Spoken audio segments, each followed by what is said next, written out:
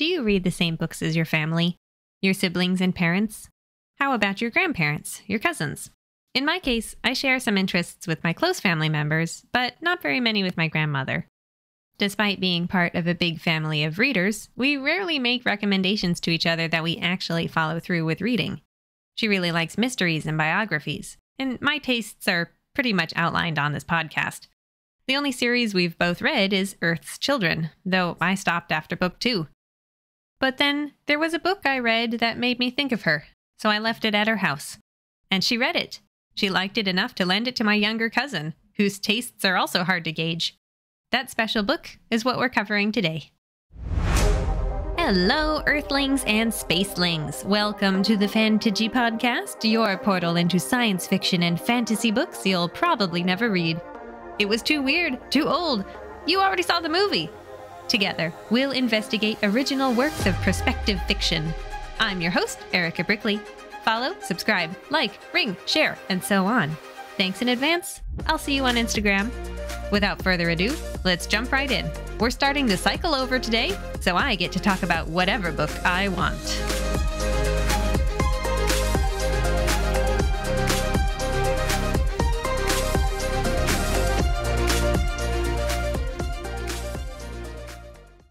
Halt. This is your trigger warning.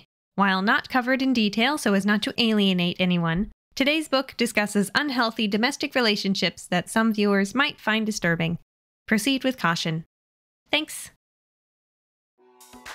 Born Susan Elizabeth Norris in McAllen, Texas, by the Mexican border, Elizabeth Moon wrote Remnant Population in 1996, and it was nominated for the Hugo Award for Best Novel in 1997, according to Wikipedia.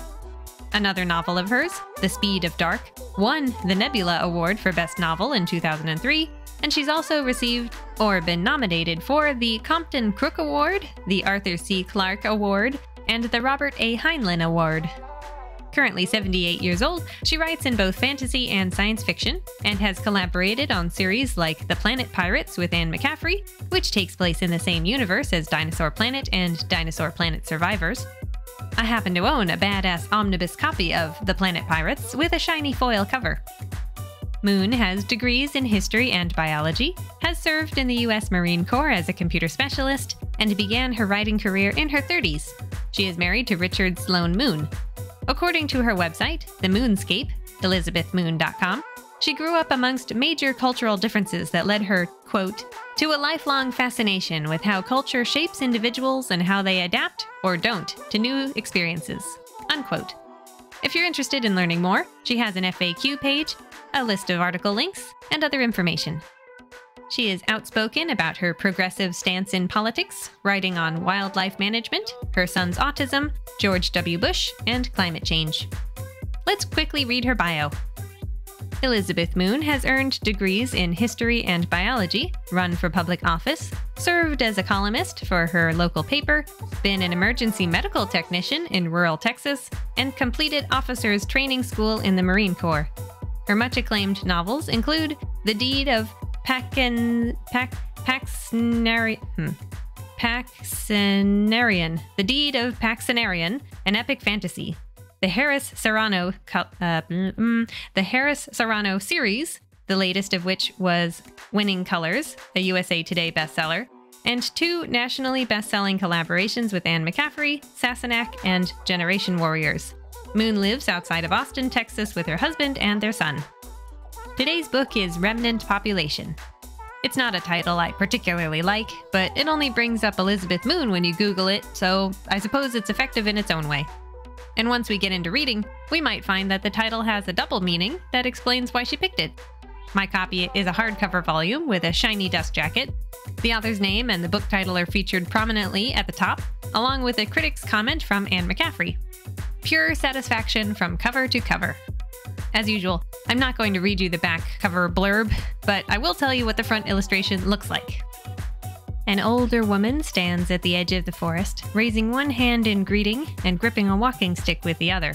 She is dressed in a blue dress and an orange shawl that looks handmade due to the rough edges, and she is barefoot. Her brown hair blows in the wind. The viewer looks out at her from between forest trees. and behind her we can see open fields and a ship flying through the atmosphere. Amongst the trees are non-human humanoids covered in downy feathers with clawed hands and the faces of owls. They look around with huge, bright gold eyes that dilate in and out of the shadows. Storm clouds loom on the horizon. This cover was designed by Russo, who was a friend of Tom Doherty and Jim Baen, according to the Encyclopedia of Science Fiction. That website says she painted covers for authors like Theodore Sturgeon, Mike Resnick, and Jack Vance. There was actually an interview with her typed out on the Baen book website, which I will link in the YouTube description box. Baen published today's book too. The actual illustration used on the cover of Remnant Population was done by Gary Ruddell, a Hugo Award nominee for Best Original Artwork. However, he made a huge shift towards figurative painting in the early 90s, so his current portfolio of work looks much different, more introspective, focused on form, movement, and feeling. Something about his current style makes me think of the Robin Williams movie What Dreams May Come, which is imperfect and clunky at times, but also captures a very particular feeling of nostalgia, longing, and wistfulness that it can be hard to put your finger on. I found Remnant Population many years ago now, maybe at a bookstore, maybe at a book sale. Not sure about the name and probably already loaded up with purchases. I remember picking it up and putting it down a couple times before reading the back and finally deciding to take it home with me. It was different from anything else I had on my shelf, and maybe that's why I happened to read it not long after buying it. That's pretty unusual for me. My collection is based on aesthetic and future intent more than on immediate need. If I go out and buy a book that I really want to read right that second, I'd try to make myself go to the library or get a cheap copy or I don't know. The size of my library often means that people are surprised to learn that I'm not constantly reading day and night. I get pulled into the YouTube and Instagram rabbit holes as much as the next person. This podcast was partly born of my desire to read some of the weirder stuff I have around. But not today. We're talking about something I read years ago and passed around to my family members. The emotions of the story are incredibly important, more so than the science fiction, and that's what's left an impression on me and my grandmother. Let's see how well it holds up.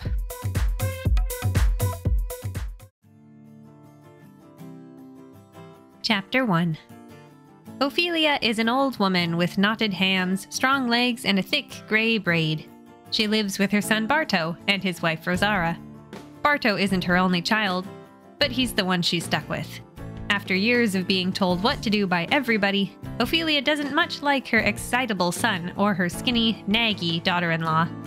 Everything she disliked about her late husband Humberto manifested itself tenfold in this demanding child turned greedy adult. However, Barto is the only living child left, and Ophelia at least understands him enough to deal with him. While working in the garden, Ophelia dozes off between the tomato plants, but hauls herself to her feet when Barto comes shouting up to the house. Hey. She doesn't really mind the aches of getting old, only the way people hurry her now that she can't hurry. Mama, the company's lost the franchise. The company's lost the franchise, Ophelia parrots, to prove she's listening. It means we have to leave. Barto goes on impatiently as Rosara joins them. They're yanking the colony. When his wife tries to protest that this is their house, he cuts her off. Of course they can make us leave. We're their employees. Ophelia is bitter about this idea. Colonists are not paid like employees. They simply live off the land as best they can. And these days they don't have enough adults to keep up logging in the tropical woods that made this planet appealing. As Rosara cries, Ophelia looks at her tomato plants until Barto grabs her chin to make her look at him. He tells her to get ready and put shoes on so they can go to the meeting and vote for where they might be sent. Wearing a dress that no longer fits her bent frame, but is the best quality she has left, and shoes that cramp her toes, Ophelia pauses before joining her son and daughter-in-law. She can hear them talking about her, that wherever they're sent, she'll be required to dress well and wear shoes all the time. Then they go to the meeting. A few people see this as a fresh opportunity, but the rest see this as a miserable loss, all they have to show for wasted years. The meeting leaders go over their choices. Ophelia doesn't believe the company will give them a choice, but she votes when Barto prods her in the ribs to do so. Only as the meeting ends does she see the company rep standing by the back door. He's pale and smooth-skinned, not sunbaked the way the colonists are. He looks alien to her. In the early hours of the morning, Ophelia goes out into the garden, barefoot, wearing her oldest shirt. More pale reps from the Sims Bancorp company walk by, and one greets her, interrupting her solitude. She introduces herself as Ophelia, and he says his name is Jorge. Are those real tomatoes? Do they really grow like this, in the open? Contaminated? As they talk, Ophelia reminds herself that despite looking artificial to her eyes, Jorge is a person with a grandmother, with a mother who birthed him in the same messy manner as all people. But something changes in her when he points out that working in the garden is a waste, since the colonists are leaving this world in 30 days. To get the young shipmen to go away, Ophelia cracks a snail creature that was going for her tomatoes, and indicates she's off to use the commode in the shed. She chuckles to herself as Jorge flees, since the colonists have perfectly good bathrooms inside their houses. It was worth it to see him blush and run off. 30 days isn't enough time to move, but getting shipped to another planet in a cryotube isn't a normal move. She's lived here for 40 years, one of the first to arrive and the oldest of those remaining. Sometimes Ophelia gets flashes of memory, like the Mazul spice that doesn't grow here, the apartment she shared with Humberto once upon a time. There was a time when she craved color and noise, and she had moped for the first year in this colony, until she found a brightly colored flower to plant along the edge of the garden. There's not much to pack. Ophelia isn't hard on clothes, and her keepsakes have disappeared after years of children, insects, floods, and fungus. It won't take long to gather what she wants. And yet, she's not going. All of a sudden, Ophelia is certain of this fact. She's not going. Long ago, she said something similar. She won a scholarship and planned to stay in school, but that money was given to a sibling, and she had ended up a janitor at Sims Bancorp, as had been predicted for her. That was so many years ago, before a husband and a boyfriend and many disappointments. Ophelia feels light with joy or fear, and knows only that this time she is not going. Barto comes calling for his mama, saying there's going to be another meeting. The company doesn't care about the vote. Ophelia is not at all surprised. Sims Bancorp doesn't have to listen to them, any more than her late husband listened to her. This time, Barto and Rosara will go, while Ophelia stays behind to inventory the house, but he wants her to make breakfast for them first. She makes Barto's favorite hotcakes. While Rosara complains and Barto compliments, the words just wash over her. Soon, when everyone is gone, Ophelia will have quiet and the freedom to go shoeless as she likes.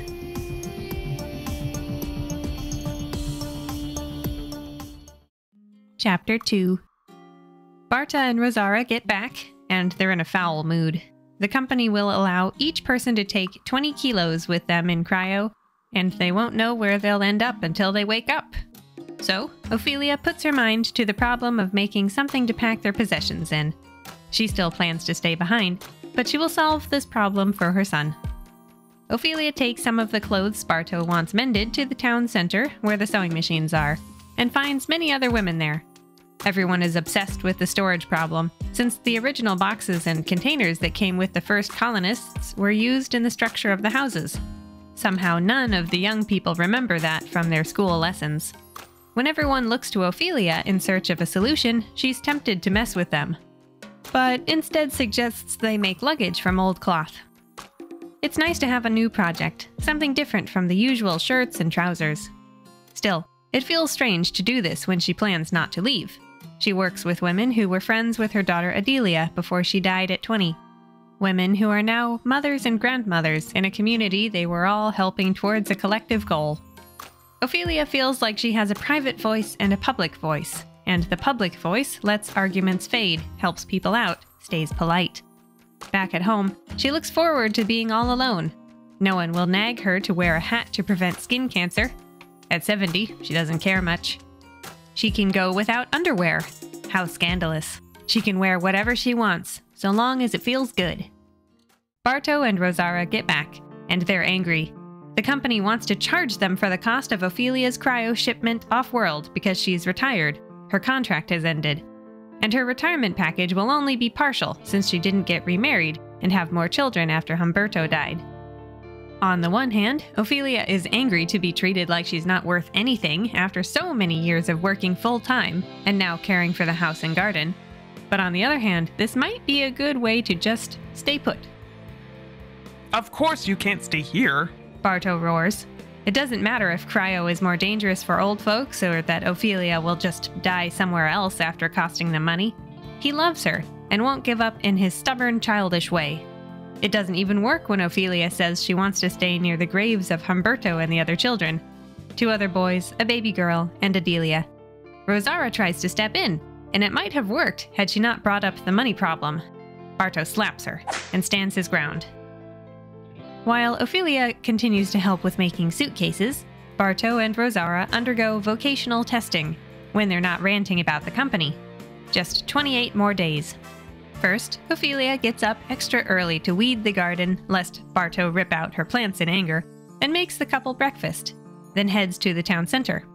Her day is busy, full of sewing machines, women helping each other out, and children that need to be entertained. It's much more pleasant with all of them than it is at home. But at home in bed, Ophelia's private voice says, "I'm not going. They'll be gone, and I'll be here, alone, free." The days fall into a pattern. During the day, Ophelia uses her public voice, and at night, she is herself again. Soon, 27 days become 5, and new company lies are revealed. There are already people being shipped out. Mothers and children go first, then single adults, and so on by assigned number. Like clockwork, the shuttles are packed and shipped out. This swift emptying of the colony reminds Ophelia of the first flood, when so many people died suddenly. She is scheduled to be on the very last flight out, while Barto and Rosaura are on an earlier shuttle. The reps ignore Barto's objections to the separation. When the time comes, Ophelia walks her son and daughter-in-law to the landing field. Rosaura hugs her tightly, and Barto is like a small boy, afraid. She sees them off, hiding her private voice, and returns home. She has all day until her shuttle will take off, without her. This new private voice is a shout now. Ophelia knows that the reps will search for her at least a little, and so she must not be easy to find, or risk being dragged to the shuttle. Behind Ophelia's house and garden is a strip of pasture that marks the edge of the colony, where terraforming bacteria makes the soil livable for human beings. Beyond that is the native growth of the wild forest. With a sack of food and seeds, Ophelia crosses the pasture with the first dawn light. She can't think farther than replanting her garden if the company decides to destroy anything. Past the pasture, into the weedy growths, and through the first shrubs into the trees, Ophelia waits for the dawn fog to lift, then continues deeper into the forest. This isn't her first time trekking into the native landscape, and she's not afraid, so she makes herself comfortable when she feels sufficiently out of sight, and prepares to wait for 2 days. Her shuttle was scheduled to leave just after sundown, and she's sure the company reps will make at least one more sweep before leaving.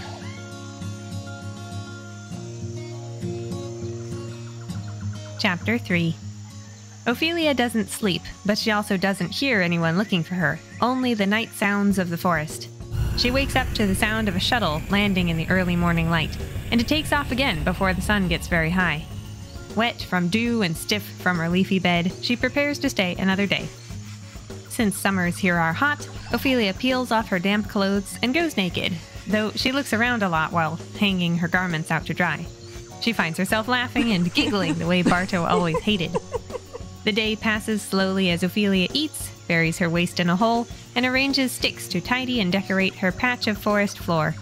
Despite her initial mirth, she is embarrassed by how strange it feels to be naked, and ends up dressing again as soon as her clothes are tolerably dry, though her shoeless feet feel good.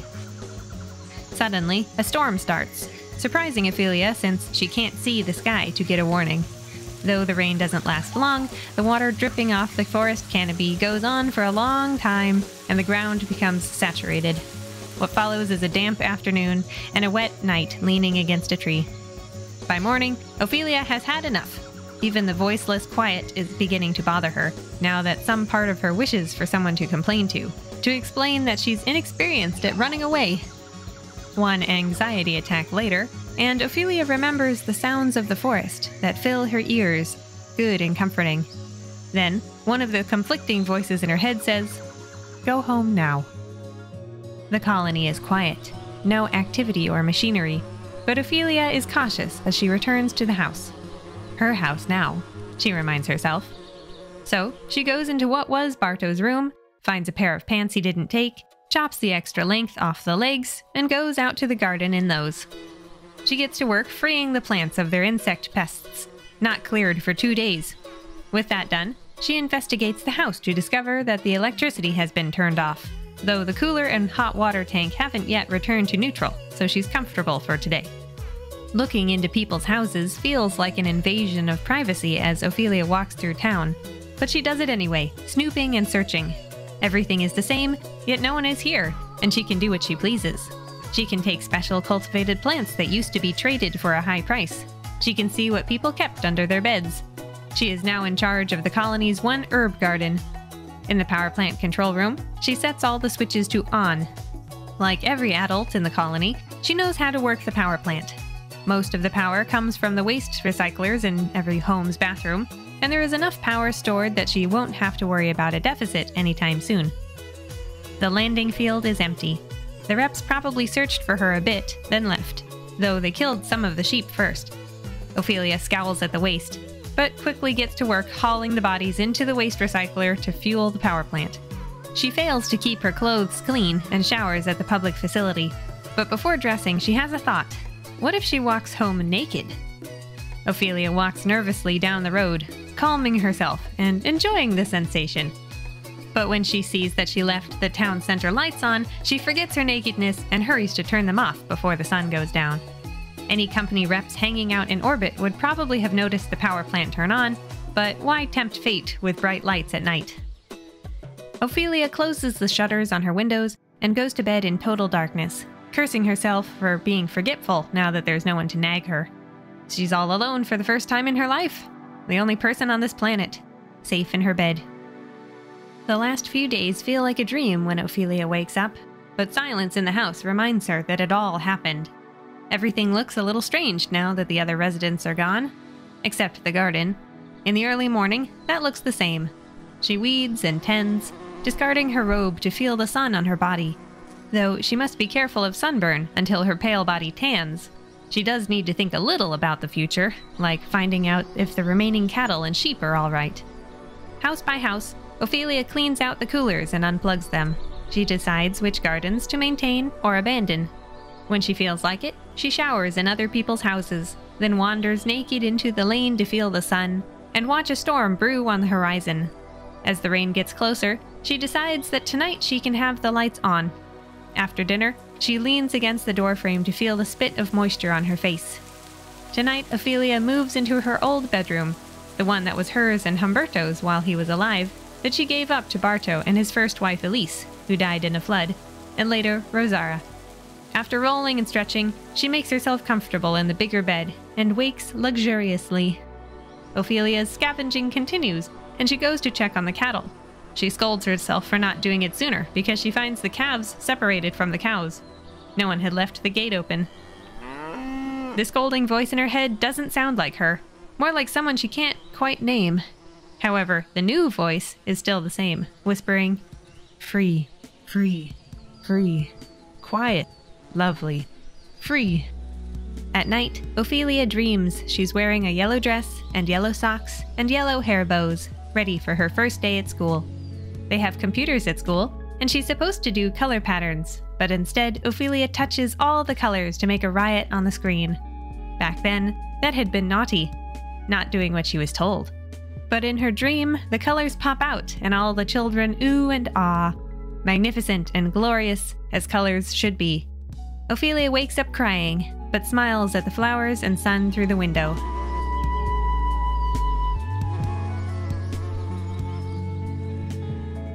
Chapter 4.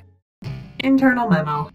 Guy Olani, Sims Bancorp representative aboard sublight vessel Jiangji, to Division Head, Colonial Operations. In accordance with instructions, Colony 3245.12 was evacuated as per regulations.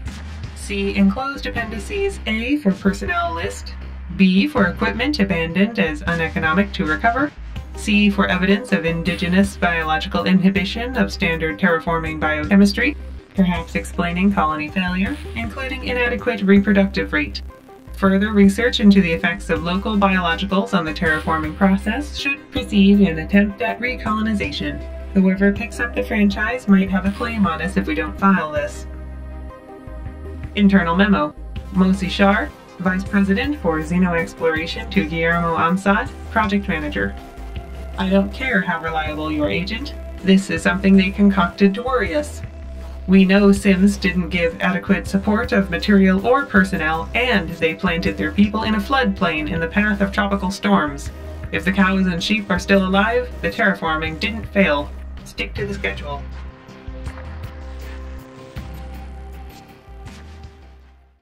Eventually, Ophelia loses track of time. No interruptions, no angry voices, no demands that she quit this and start that. She watches her tomatoes swell up as she tends to the gardens every morning, and in the afternoon she checks the machinery. Some evenings she dozes off in the town center sewing room. The farm animals are a little annoying, like children who will expect her care, but she'll want their meat and wool.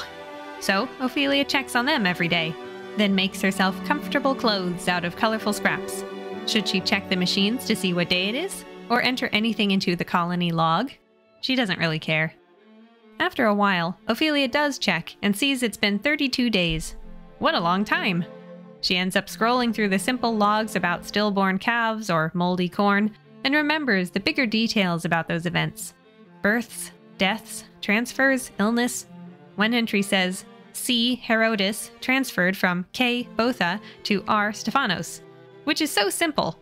Quote, Ophelia remembered the years of quarrels that had preceded Kara's departure from the Botha house. The way Kostan accused her of witchcraft, the way she accused Kostan of withholding his seed for the benefit of that whore Linda, and Linda's subsequent revenge on Kara that had cost the colony their last remaining chickens. Rinaldo was the only man who would dare take Kara in after Kostan threw her out, and then she had died a half-year later, and no one had wanted to investigate too closely how someone could fall forward and hit the back of her head on the stone hard enough to kill. Unquote.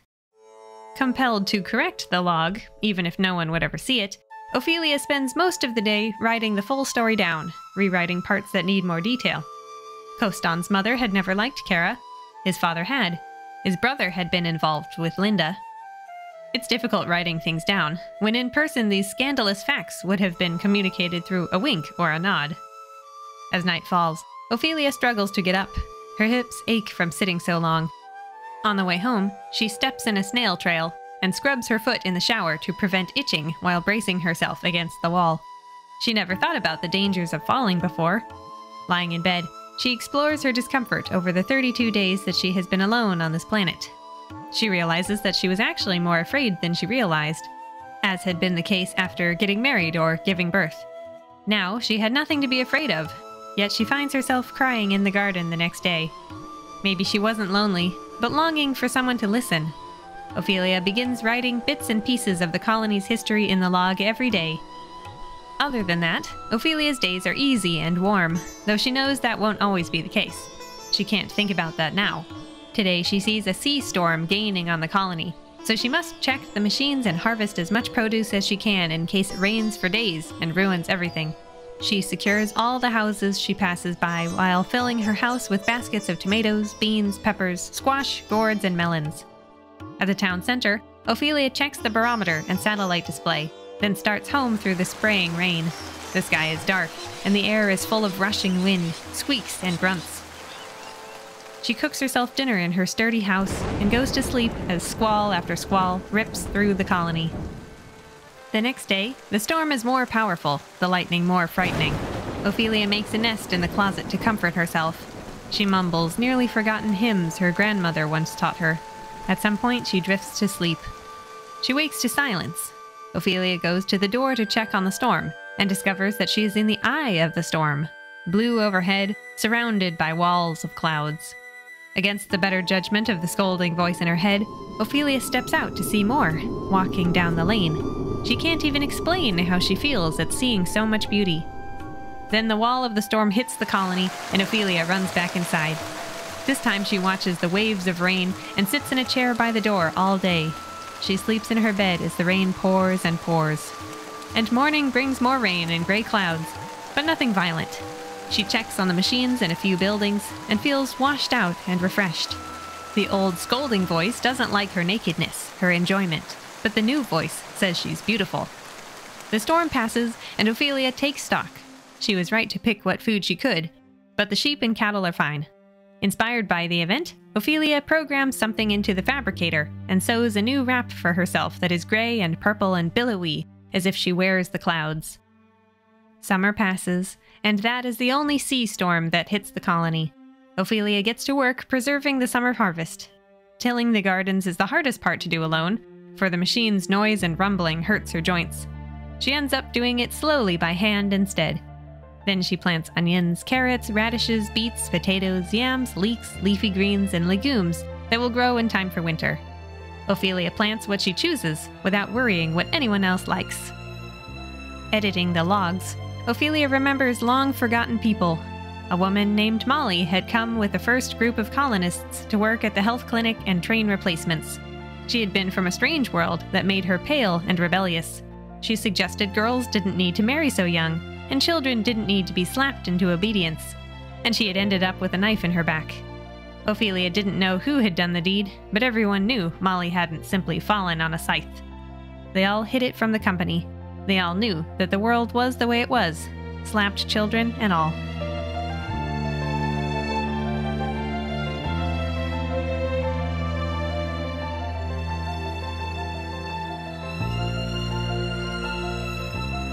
Chapter 5. One day, Ophelia begins to hear voices. She follows them to the town center, where she discovers that the machines are picking up transmissions of some kind. Authoritative male voices are talking about colonies and landing fields, commenting on how fewer colonists were flown out than were originally put in, and parts of conversations she can't hear. She suddenly feels shaky and cold as she tries to decide what to do. If they're coming back, she doesn't want to be caught, caged, and ordered about. This time she will be more prepared to hide out, but she can't live in the forest forever. She can't eat anything that grows in non-terraformed soil. Ophelia doesn't turn on the lights and feels trapped in the darkness as she wanders home, then checks the radio again early the next morning. Local sunrise, A voice says, which means the ships are not hovering above, since it's still dark in Ophelia's colony.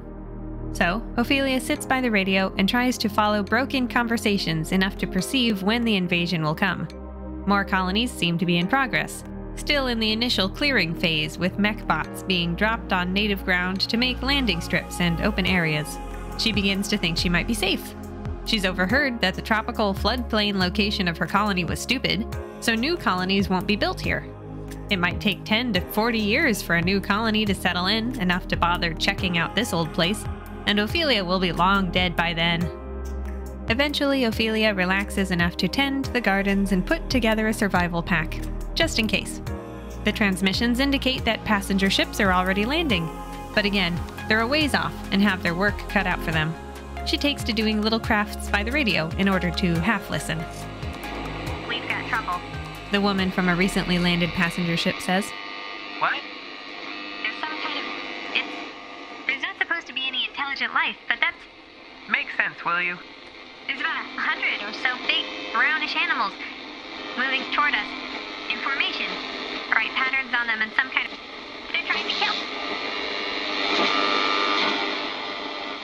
Ophelia goes to the control room to see if videos are being transmitted as well as audio, but no luck. Her imagination can't conjure up what is being described on the radio. How big is big? How fast is fast? Mammals or reptiles? This is different from a storm, flood, fever, or drought, all things Ophelia is used to. And it only gets worse, as the ear-splitting sound of passenger shuttles exploding is transmitted over the airwaves. The newly landed colonists, however skilled, are completely overwhelmed and can't wait for another shuttle to come back down for them. Tears wet Ophelia's cheeks. She cries for the hopeless, helpless people who woke up from cryo just to be killed on an alien world. She's sure the company won't send any major ships down, since those are harder to replace than colonists. The bitterness in the colonists' voice in response to company suggestions make it clear they're figuring out how much they're worth. We don't have any space-to-surface weapons. Recommend you lay out a defensive perimeter. With what? I'll leave this on transmit, and you can get your precious record. Tell whoever surveyed this place they are blind, deaf, and crazy Ophelia goes outside to hear the distant crashing booms, the distant roar of a shuttle trying to land. Back inside, the frenzied voices continue. Visible light, yes. Thermal profile suggests burning debris, not any civilized source of light. Lots of infrared, thousands, tens of thousands of whatever they are. Recording in all frequencies. It's... God, look at that! Get us up, Sheen! No doubt at all they're intelligent. Tool users, absolutely. No way we can set down there in the dark. Make a full report to the Ministry. A daylight survey, high altitude. No use risking more lives. The company can get a refund, I'm sure, on grounds of misrepresentation by the former franchise holder, and let the Poles decide if they want to send a diplomatic expedition. Not our problem. Consider old landing site. No. If there's an indigenous intelligent species, the rules have changed. We won't touch it, we'll report. If your data are good enough, we won't even bother with the daylight survey. We've got the direct transmissions from the landing site anyway. I'd like to know how they missed this. These whatevers. Not our problem. Ophelia bites her lip at the sound of such indifference, but doesn't flip the switch to respond. Soon, her quiet world is back to normal. No booming, no transmissions. No real worry about the mystery creature finding her after 40 years of not coming close.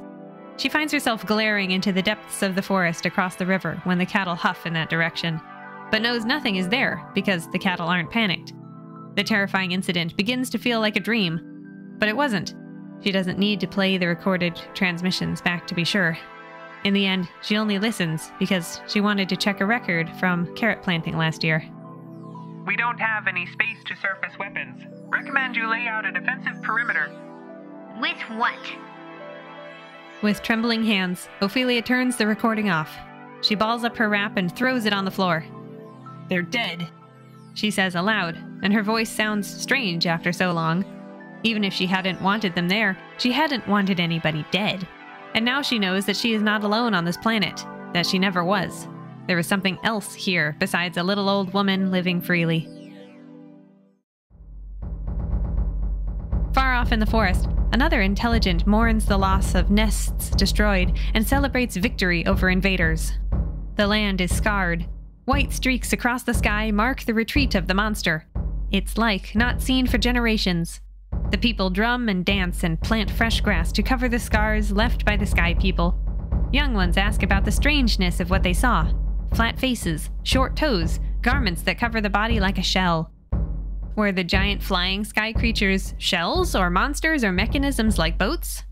A machine enthusiast thinks such a thing would be possible. Now they will think and create with other enthusiasts. They begin to discuss the legends of other such happenings. There might be more monsters to the south. Perhaps that had been a scouting raid, no more. And there's no point in checking, even if a youngling is enthusiastic about the task. To cross the desert into the wet jungle will lead to nothing, for the sky people cannot be eaten. Their meat is bad. But then again, it's best to let enthusiasm be fulfilled. So a troop of younglings and a few elders is sent down the trail. They will hunt for an answer. Or they will go fishing on the coast. They are a nomadic people of learning, and they will savor the flavor of novelty. Quote, "As they went, they discussed the monsters, reminding each other of every last detail, all that had been seen, heard, smelt, tasted. Ugh, that disgusting flavor, turning the belly. Inbrooders, like the grass eaters they hunted? Likely. Two formed, one with sticks and one with holes. To everything, except where on the ends of arms and legs the little bits stuck out in fives. Odd number, fives. Sacred to some, mostly fish eaters. How well could they see with those two eyes in the flat face? Well enough to aim fire tubes, they'd noticed that. Flaps on the sides of their heads, might be ears. Or tasters. Little ones, big-headed, otherwise similar. Only a few little ones, most big ones. Big ones all dark hairy on top, shades of earth color. They passed the images back and forth. Yes, they would all know a monster if they saw one again." Unquote.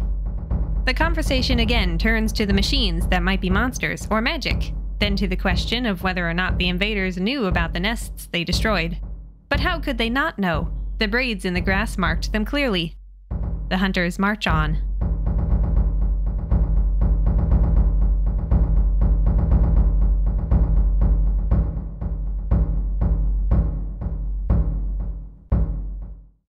Chapter 6. Somehow, Ophelia feels more lonely now than she did when she felt completely and utterly alone. She didn't feel lonely when her community left, including her son and daughter-in-law. She rejoiced in the quiet and the emptiness.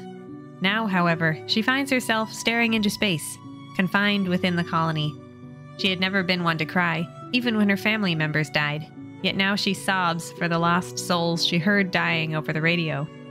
Quote, "They had come so far to die, and she had not wanted them," unquote. She lives in the center of nothing. Nothing yesterday, nothing tomorrow. Eventually, she gets tired of feeling lonely, but she's still afraid. She feels watched from every empty building. Never before had anything but disaster and old age threatened her life. Never enemies. She is fragile, exposed, helpless as she sleeps and uses the toilet when she can't be on her guard. After a while, even that feeling wears itself out. No one found her, no one killed her. She takes care of gardens and animals and machines. She strings beads and seed pods and cow hair into ornaments for her body. In the mirror, Ophelia sees a silver-haired old woman. Her old scolding voice calls the reflection indecent, but her new voice approves, amazed. She loves the way the mass of beads sways when she moves. Switching to her more functional wrap, Ophelia smiles to think of what Rosara would say. Even the wrap was indecent, the way it exposed her legs and had nothing under it. Just for fun, she paints her body. Red stripes on her chest, black spots on her cheeks, blue down her nose, green handprints on her belly and buttocks, yellow hands and feet. She then starts marking every house in town with yellow paint. Her handprints mark every door. It begins to drizzle.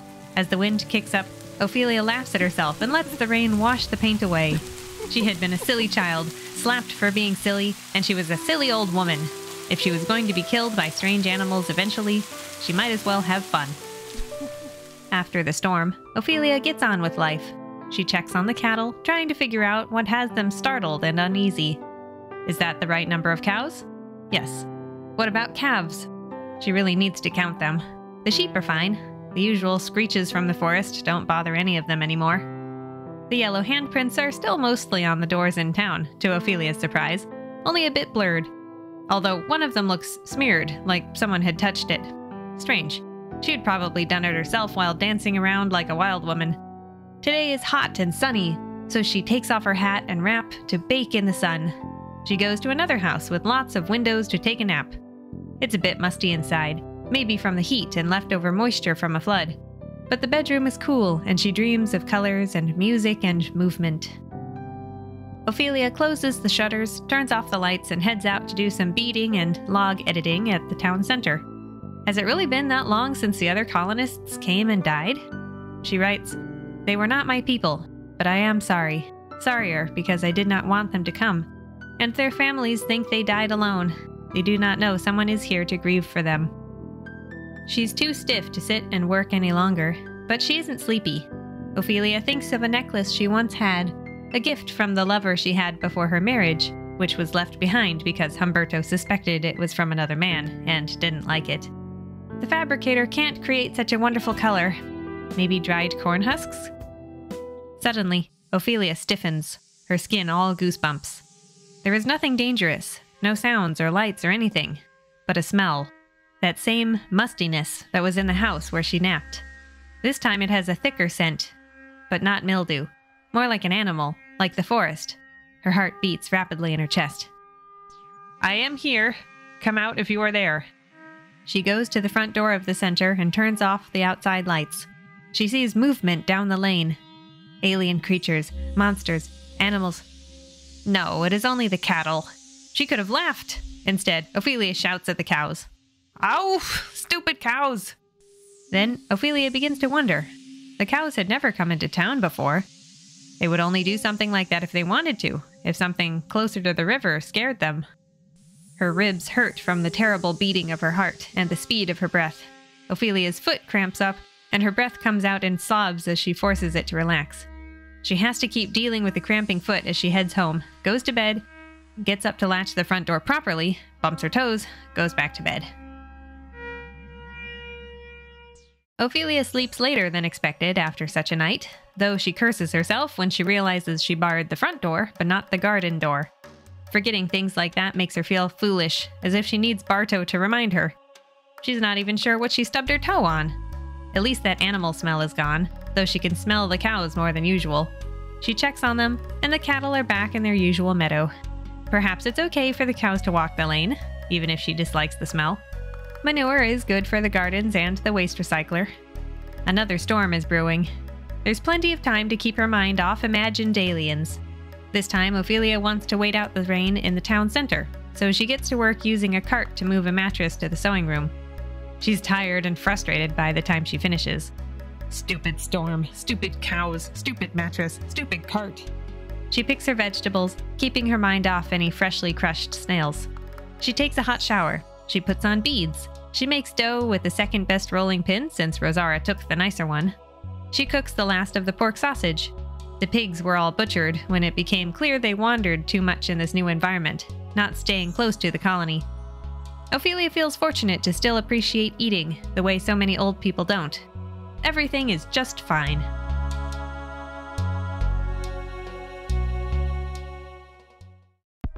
Chapter 7.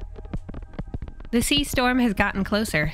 Ophelia has been on her own most of a year now, and it's time to be on the lookout for storms blowing in from the coast. Hopefully the river doesn't flood. She checks on the pumps, the cattle, the shutters on each house.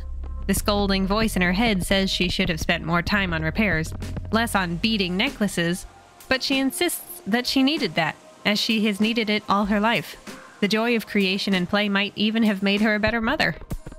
Ophelia spends the afternoon fixing latches and shutters, and comes across one that looks pried loose, which is unusual. The fresh wood underneath is even more so, because that means the damage is recent. A chill runs up her spine. Ophelia is now certain that animals from the forest are poking around the colony. Are they the killers, or just tree climbers? She fixes the latch and investigates briefly before moving on. Maybe she should just let the other houses go. Ophelia only uses about 5 houses regularly for anything. It's hard to shake the need to preserve everything in case of later need. Well, maybe she should let that instinct go. She'll focus on her own residences before the storm. The new voice in her head not only tells her to make beautiful things, but to conserve her strength and health for a life alone, if free. She must focus on the things that serve her, nothing more. Maybe she wouldn't think of the livestock that way, but certainly the houses. Fortunately, the roofs are solid, replaced only a few years ago. Ophelia still checks hers, then the town center's. From that vantage point, she's able to spot a few red-furred tree climbers run past her house. She holds her breath as she watches them, then lets it out. Just as she thought. There's no real menace, just annoying animals. She climbs down and chases them off. Ophelia tracks the sea storm with the machines, and works on making a comfortable nest in the sewing room. It's a relief when the first squalls hit, since she doesn't have to wait anymore. She plans to stay inside and work on another beaded garment during the worst of the storm, this time something with bells on it. Though prepared, it's hard to sleep on the smaller mattress in an odd place, and Ophelia wakes to darkness and the roar of the storm, struggling her way towards morning. As it gets worse outside, Ophelia distracts herself with her project, napping when she gets tired. She wakes to the quiet of the eye of the storm. It's an opportunity to go outside, to stop by her house and take a stroll down the wet lane. She spies a pile of brown debris and goes over to see what it is. Eyes stare back at her, gold and huge with massive pupils. The pile coos like a whole flock of pigeons. Ophelia freezes where she stands, hardly able to think. She hears drumming in the distance, and the pile creates a much weaker drumming. Communication! These are the animals, the aliens, come to kill her! She turns and sees more of the creatures emerging onto the road. Quote, "They fit no pattern she had seen or imagined. They were earth-colored, streaked in beiges, browns, pale and shifting grays. Ophelia could not tell if that was skin or short fur. Their faces, if those were faces, stuck out like birds' faces, but they had no feathers and no wings. Like her, they had lower and upper limbs in pairs, but it was wrong." Unquote. Ophelia nearly loses control of her bowels from the fear as she backs up against a nearby house. The creatures look at her in the way people look, not animals, with big eyes under thick lashes. Some stand to stare back at Ophelia where she stands with her back to the wall. The others go to help the one that had fallen. They have odd-looking hands. Their toes are tipped with long talons, They wear nothing but fringed leather skirts and beaded straps with sacks, gourds, and knives. Soon the eye of the storm will pass. Ophelia moves towards the center, and all eyes are on her. She looks at the injured one when it lets out a very human-like cough. When no one does anything, she begins working her way to the nearest door. Already a spitting rain is falling again. There are only seconds to go. Ophelia lifts the bar and steps inside, then looks out to see the creatures watching the sky nervously. Killers, aliens, troublemakers. Ophelia doesn't want them any more than she wanted the other colony, but she would feel guilty if they died, and they would be angry if they survived. Hey. All heads turn.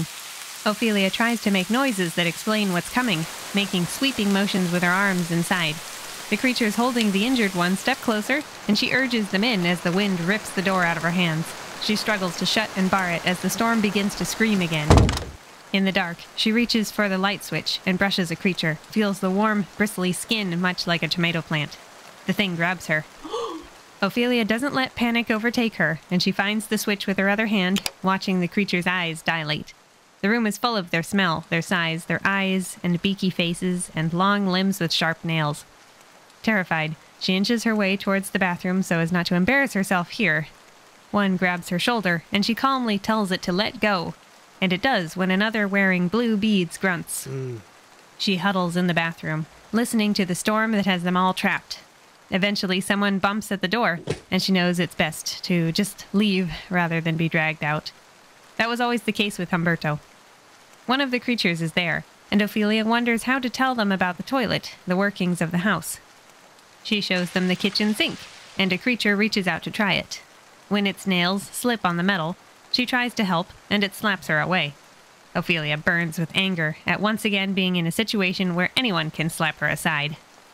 The creature uses a piece of suede to give itself something to grip, and the creatures make more noise as the water turns off and on. Ophelia risks another slap to turn the water off when they just leave it running, and they stare at her. They gesture to the light bulb, and she demonstrates that, leading to more discussion. Just then, a tree is knocked into the house, its branches sticking through the window. The creatures huddle in corners while Ophelia tries to figure out what to do. The floor is already full of water. She's angry that she has to do this while the creatures look at their wet feet with distaste, but she leads them to the bedroom and stuffs towels around the door.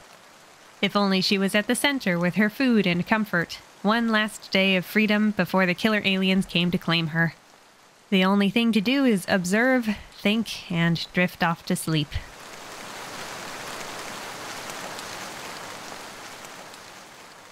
Chapter 8.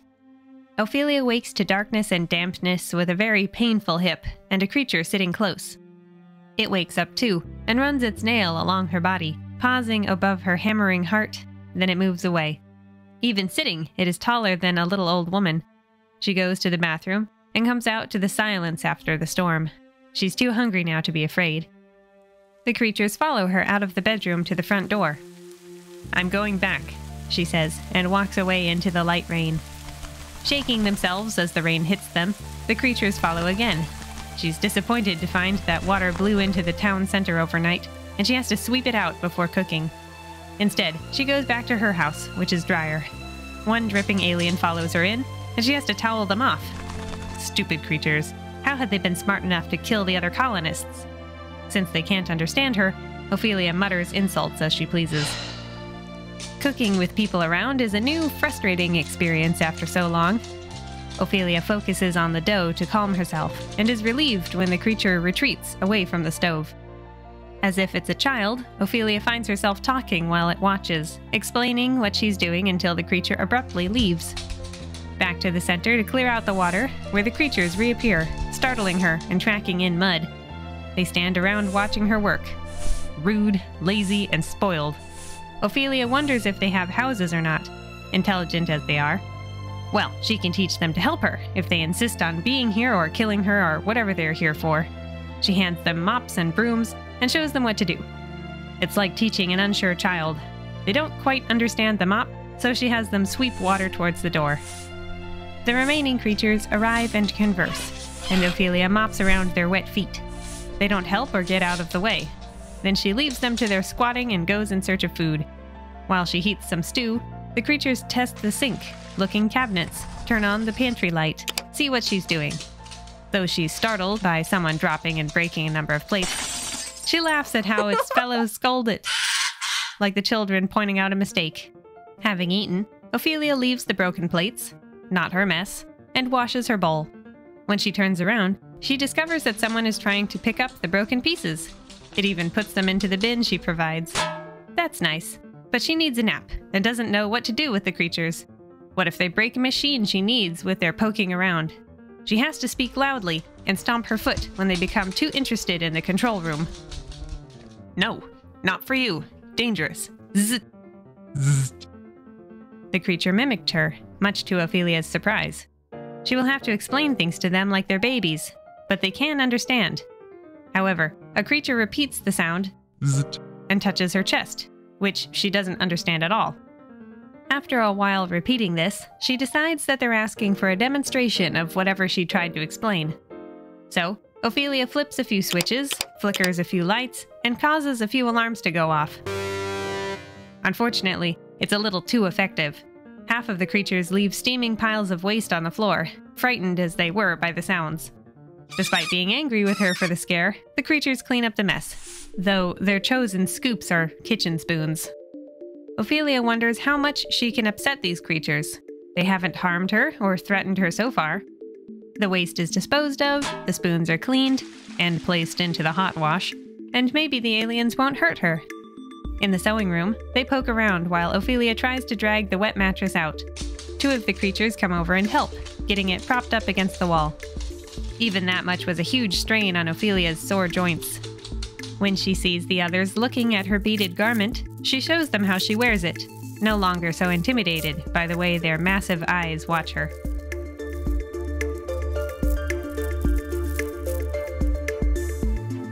Chapter 9. Unable to trust the creatures completely without mucking things up, Ophelia sleeps in the control room, closing the door in the aliens' faces. She resents having to do this again, too old and having lived freely for so long. They could do immense harm without realizing it, just like children. She didn't plan to coddle them, bright-eyed though they were.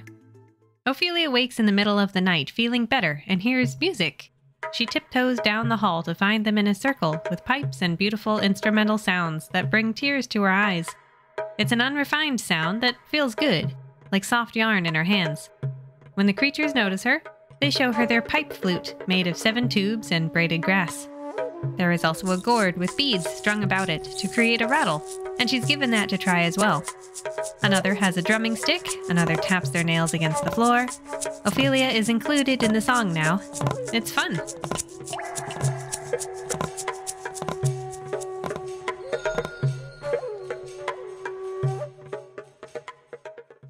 She goes back to bed, and the creatures are gone in the morning. Ophelia is sure they'll be back, but has time to do some gardening, surely. Just as she wonders what to do next on this hot, muggy day, she sees the creatures chasing tree climbers into the colony. Ophelia watches them hunt and eat and drink blood, and struggles to reconcile the peaceful music of last night with this violence. One waves a knife at her when it notices the old woman. A greeting or a threat? She can't help but be reminded of the bloody sheep corpses left by the company reps, so different from simple butchery. It's only natural, Ophelia reminds herself. They can't eat terraformed food. Even humans kill and hunt. Were the creatures killing for food or sport? Were those knives used on the dead colonists? How had she never encountered these creatures in 40 years? Regardless of what the creatures might get into, Ophelia opts to sleep in her own bed tonight. And she would have stayed in bed if not for the creatures looking for her at the center, then at her front door. Tired, she goes with them to the center in case they make a mess, but is relieved that all they want is their instruments from the sewing room. It's hard to think of them as both musical and monstrous. Ophelia can't quite shake the image of herself running, shambling down the lane while the swift creatures laugh and chase with taloned hands and sharp knives. But Ophelia is tired, and she falls asleep to the sound of their music.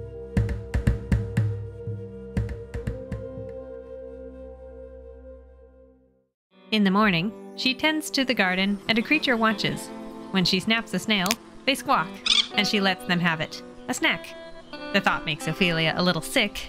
though the creature looks equally distressed when she takes a bite of a squash. Next, she checks on the cattle, who are nervous but all alive. Then it's time for post-storm rounds, making lists of repairs needed. By night, Ophelia has gotten a lot done and tries to write something of what's happened in the log. How does she write about aliens when all she knows is human feeling? It all sounds crazy. I thought it was a pile of trash, and then it looked at me. She keeps trying until her body demands sleep in her own bed.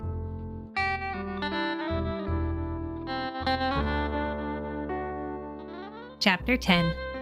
Ophelia knows the creatures have been studying her. It was clear that they had been the ones to open or move things in recent days before the storm. They could have killed her long ago with those sharp knives, but they didn't, presuming they were more predictable than some people she'd known. She's ready to start thinking of them as people with hands, even if their hands are different shapes than hers. They have 3 fingers and 1 thumb, and they're still dexterous, despite their long nails. They can handle tomatoes without piercing or bruising them, and their feet are a bit different, flat when standing or squatting, but up on their toes while walking. For the first time since everyone left, Ophelia makes yeast bread rather than flatbread. It's fun to knead the dough, and the creatures chitter with interest, 2 of them watching. She invites them to have a closer look, having one wash their hands, then allowing them to poke the sticky dough. They continue to watch as she covers the dough to set aside and goes back to chores, and again when she returns to bake the loaves. She shows one of the creatures the oven, then the cooler. It can't say the whole word, but manages to pronounce K. It's overwhelming how much the creatures don't know, where flour comes from, for example. She remembers the early days when the colonists cleared and planted the wheat fields by hand.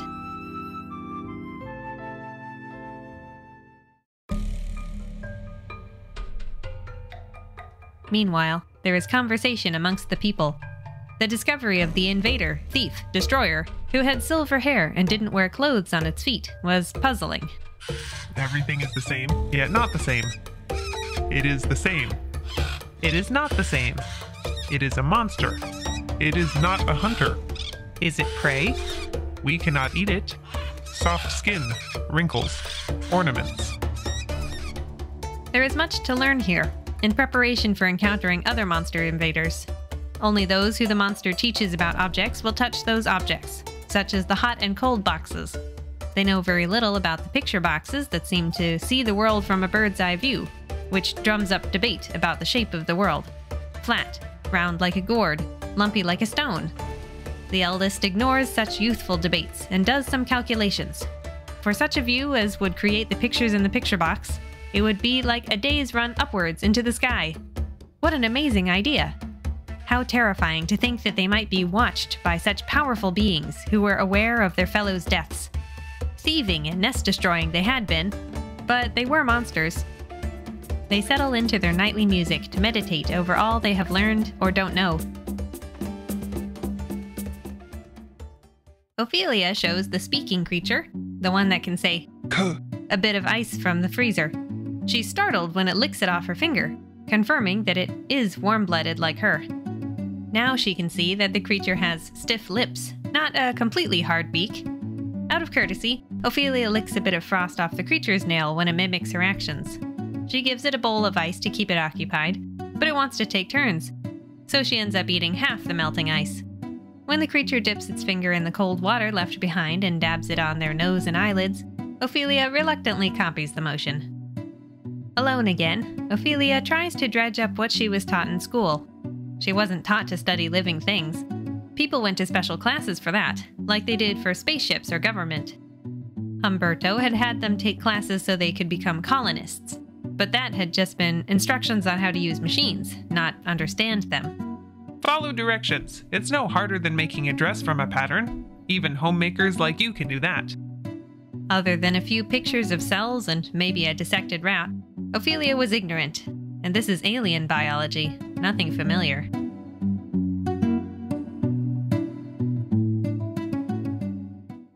Chapter 11. Archives of the Consortium. Report on the attempted recolonization of 3245.12 after the failure of the Sims Bancorp Limited colony and the subsequent loss of license.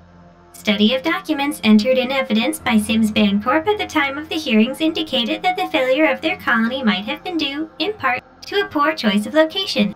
Subsequent follow-up was certainly a factor, in that losses resulting from climatic conditions were not replaced, but had the colony been planted appropriately, it might have made at least moderate progress. According to meteorological records, recurrent cyclonic sea storms with associated flooding caused loss of life, loss of livestock, loss of equipment, boats, other vehicles, and crop failures. For this reason, Ciuteca OS chose to place its newly licensed colony in the North Temperate Zone, close to but not in the floodplain of a river. See attached charts and scan data. It was believed that WeatherSat data indicated the site chosen for the colony's shuttle field had not been flooded in the 42 years of observation. The colony insertion followed standard practice as specified in the 14th edition of the Unified Field Manual. Captain Gian Pisoni, commanding the cargo vessel Majun V, logged several days' observation. Clearance of the Sims Baen Corp tropical colony had been completed on schedule. That colony site was clearly visible on broadband scanning. Infrared spectra indicated that the power plant had not been properly shut down, but there was no activity indicative of remnant population. Sims Baen Corp has claimed that by their records the plant was shut down, but that there were native animals in the region which might, in the intervening time, have accidentally turned it on. The abandoned machines had not been destroyed because there was believed to be no intelligent native life. See original survey data. Captain Pisoni authorized survey shuttle flights to provide current data about the proposed colony site. The flights recorded data similar to that of the original survey. Temperature, humidity, gas mix were all within limits. There were small herds or bands of wild animals moving nearby, but none within 5 kilometers of the planned shuttle field. Nor was there any sign of purposeful activity that would have suggested the presence of intelligent, let alone hostile, life forms to non-specialist personnel. No xenotechnologist or equivalent was available for consultation. Upon completion of the required survey flights, Captain Pisoni then authorized the retrieval of colonists' capsules and the first unmanned landings of heavy equipment robotics. Site preparation proceeded normally, and the first shuttle flights containing colonists landed uneventfully. As the facility was extended and assembly of the prefab shelters began, the ground controller reported the sudden appearance of massed wildlife to the east, sunrising. The massed wildlife initially appeared to be a stampede of some kind, perhaps frightened by the noise of the shuttles. The ground controller fired smoke cartridges to deter the wildlife. It became apparent that the wildlife were hostile and were attacking the landing party. It is not known for certain what weapons were used. See attached military analysis, but some of them were definitely projectile and explosive. One shuttle was lost on the parking pad to a projectile which exploded on impact with sufficient force to breach the fuel tanks and explode the fuel. It is assumed that this was not an aimed hit. Whatever these creatures are, they could not have had experience with shuttles before. Captain Pisoni quite properly refused to send additional support to the ground party. Court records show that Captain Pisoni had no resources for a military ground action, nor experienced personnel with which to conduct it. Moreover, Captain Pisoni realized that the actions of the putative wildlife reflected possible intelligence as defined in Section 32, subsection 14 of the General Treaty of Space Exploration and Development, and that the regulations governing alien contact now superseded all others. Unfortunately, those colonists already on the ground were overrun by the creatures, with great loss of life. Captain Pisoni faced considerable resistance aboard ship to abandoning the personnel on the ground. It became necessary to avert a mutiny by forceful means. Because of the delay resulting from loss of personnel in both the attempted landing and the mutiny, and the delay caused by lengthy adjudication, the full story of this tragic affair has only now come to the attention of the Bureau of Alien Affairs. Clearly, it is imperative that we send an experienced contact team to assess the native culture and its technological level. Since the Sims Baen Corp colony left behind a number of advanced devices prohibited on non-treaty worlds, we must be concerned with the fate of that equipment. What little data we have suggests that the native intelligent culture responsible for the recent debacle is a social nomad living in one region only, and herding the local equivalent of grass-eating cattle. Since neither grow in the tropics, it may not yet have found the Sims Baen Corp site. But if it should, and if that power plant is indeed functional, as Captain Pisoni's data suggests, then we have a crisis. Such an aggressive, hostile species must not be handed advanced technology too soon. Authorization 86.2110. Alien contact secondary. Team Leader, Vasil Likisi. Mission Definition. Assess for 1. Intelligence. 2. Social Organization. 3. Technological Level. 4. Hostility Index. If suitable, attempt to gain Level 1 agreement to the General Treaty. At all events, secure Sims Bancorp Colony Power Plant and other prohibited technology.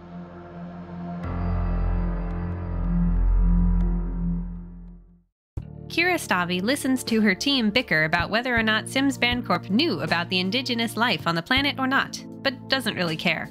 She knows the team leader Vasil used to work for a Sims company, so he's biased anyway. Is it possible that we're seeing a species at emergence? She asks, breaking in.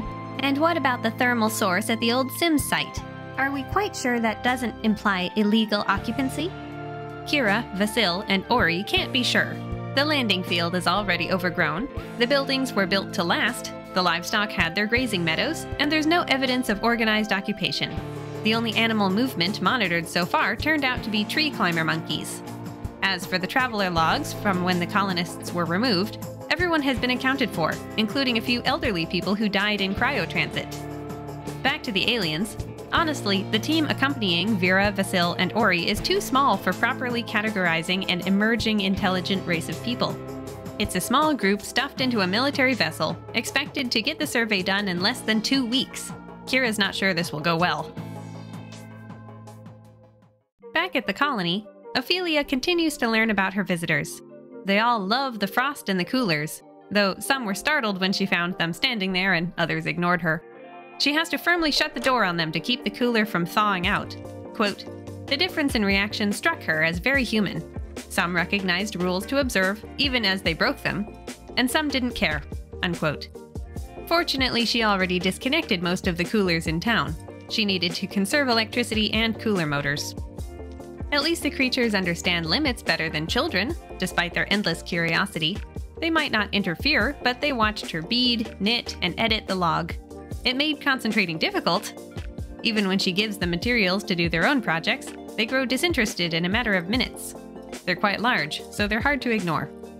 Outside, they are tolerable, no longer stepping on garden crops or scaring the cattle. Ophelia talks to them, and they might grunt back, but they are always a nuisance in the back of her mind, huge things in her space.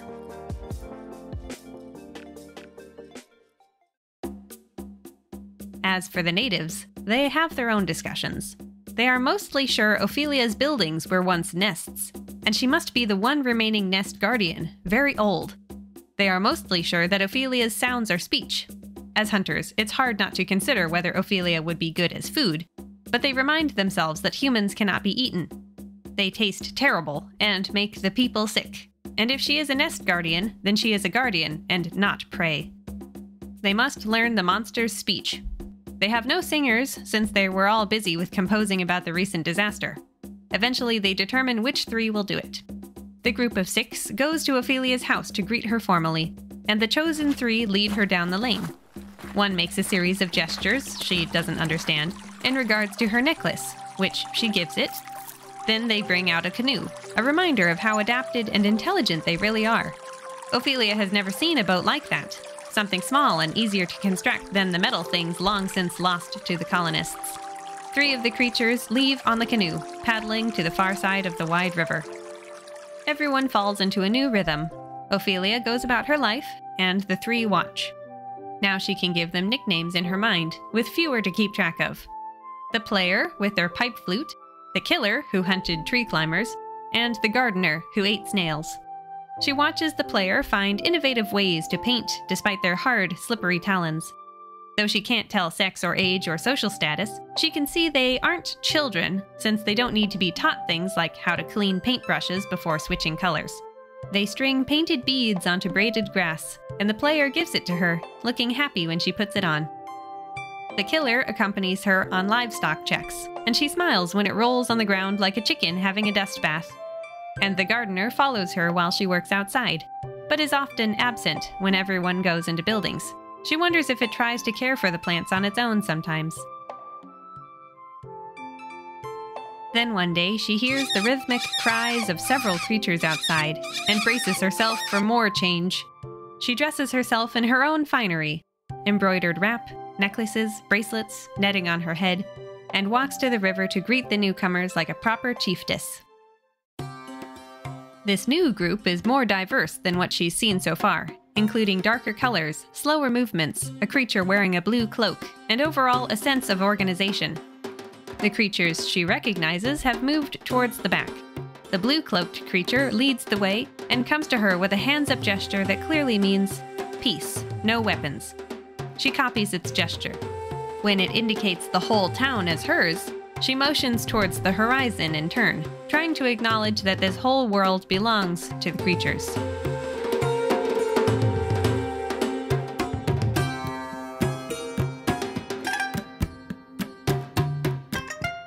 Chapter 12. The drumming begins. Ophelia sees it properly for the first time, how their throats swell into sacs that vibrate the very air. They stomp to the rhythm, and Ophelia allows herself to be swept up in the beat, stomping with them. Suddenly she realizes that the procession will not dance into the colony without her leading them. What does she want? Her inner rebel wonders, but she likes the drumming and leads it down the lane. To the place where she found the injured one, to her house, to the town center. That's where her body fails her. Ophelia clutches her side and leans against a wall, embarrassed that this is happening while she's the center of attention, just an old lady. The creatures soften the music and wait patiently for her to feel better. I'm fine.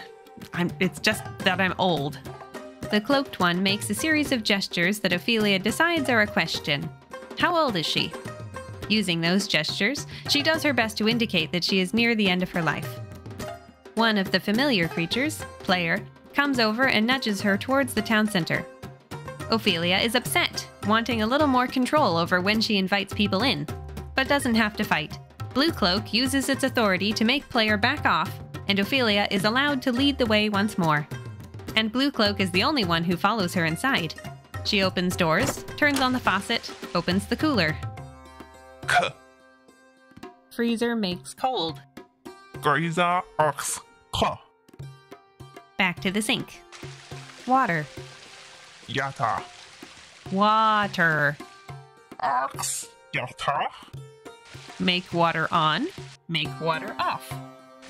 Ox yada on. Ox yada ox. They repeat this process with the lights, but they run into a new problem. How to explain where water and light come from, since the faucet and the switch don't make the water and light. So, Ophelia leads Blue Cloak to the control room, amazed that the creature is courteous enough to turn the lights back off. She shows them diagrams of the power plant, which produces more questions. So, they go outside for a tour, which Blue Cloak calls two others to come along for. Ophelia worries that she will lose the creature's respect and her boundaries if they learn she is not some magical water and light witch. At least Blue Cloak isn't in a hurry. They want to see inside some houses, and Ophelia shows them. She's beginning to think Blue Cloak is an elder of some kind, since the others listen to it and can be scolded by them. However, Ophelia is chilled by how fast Blue Cloak learns. They figure out that the cooler in the house isn't making cold because it's not plugged in. She didn't show them anything like that. Even before they get to the power plant, Blue Cloak has grasped that the power is made somewhere, travels through the wires, and goes to appliances. Blue Cloak then pulls a pipe from its many straps and bags and blows through it, asking about the water. They even understand the basics of plumbing already. Power and water both flow, a concept many children struggle with. Are these creatures smarter even than humans to learn so fast? Ophelia wonders if she should stop. These are dangerous creatures, capable of killing and learning and overpowering. But what can she do to stop them? Her old voice tries to blame her, a combination of her parents, her teachers, her husband, her children. But the new voice is different, like herself, but younger. It says she isn't to blame.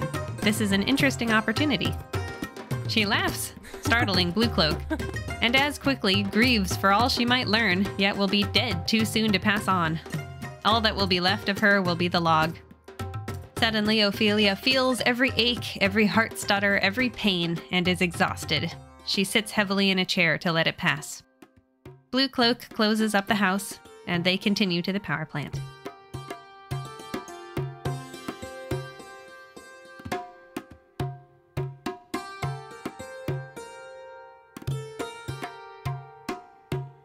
Chapter 13. Blue Cloak spends a long time in the power plant, hovering near the electric components, until Ophelia finally gets hungry and leads them out. At her house, she makes herself lunch, and realizes for the first time that the creatures might be able to eat salt, since that's inorganic. Blue Cloak accepts a palmful of salt graciously. It tests it, waits for permission, then licks it out of her hand, pressing its mouth against her palm for a moment before releasing her. Ophelia holds still, but is quite startled by what would be a very intimate act for a human. She's grateful to Blue Cloak for understanding that she is tired and needs a nap after her meal. Ophelia remembers something her mother said. The world does not shape itself to your wish, any more than dough mixes itself when you're hungry. As much as Ophelia did not want the responsibility of being a bridge between cultures, perhaps this time the bread of her life would be more edible than it had been as a child or when she was swept up into Sims Bancorp. Back at the town center schoolroom, Ophelia shows Blue Cloak a children's toy that creates electricity when you turn a crank. She demonstrates, then Blue Cloak takes over. They hover their free hand over the glowing bulb. Nest Guardian, wearing the holy symbols, the eyes of the body and the eyes of the spirit. This is the one who births the minds of the nestlings. The singer to strangers in their blue cloak is indeed the highest ranked here, second only to the nest guardians like the monster. They are displeased with the younglings for not showing a nest guardian proper respect from the beginning, for not knowing right away that that is what the old monster is. Where are the nestlings then? Taken away in those flying machines? And surely more will come someday. The people know that their victory over the nest destroyers was mostly luck. The invaders hadn't expected trouble. They must be prepared. Drumming harmony will be very difficult. The singer knows that the nest guardian is of the same race as the destroyers, can see that the monster is much older than the bodies they examined. Blanched hair, loosened skin, slower movements. There are mysteries, such as the guardian's hot skin and need to wash, and the sacks of flesh on the chest. Clearly this old one is not about to nest, yet they must be careful asking about such things. Perhaps the old one is abandoned. The member of the group close to nesting is quite distressed by the thought of being alone, for they have no guardian of their own. They all drum together to soothe the poor thing, and the singer assures them that there is a powerful nest guardian here, more powerful than they've known before. The singer is sure the guardian will agree, but will the rest of its fellows take precedence? He is not sure, but the nest guardian walks through his dreams, flat-footed yet graceful.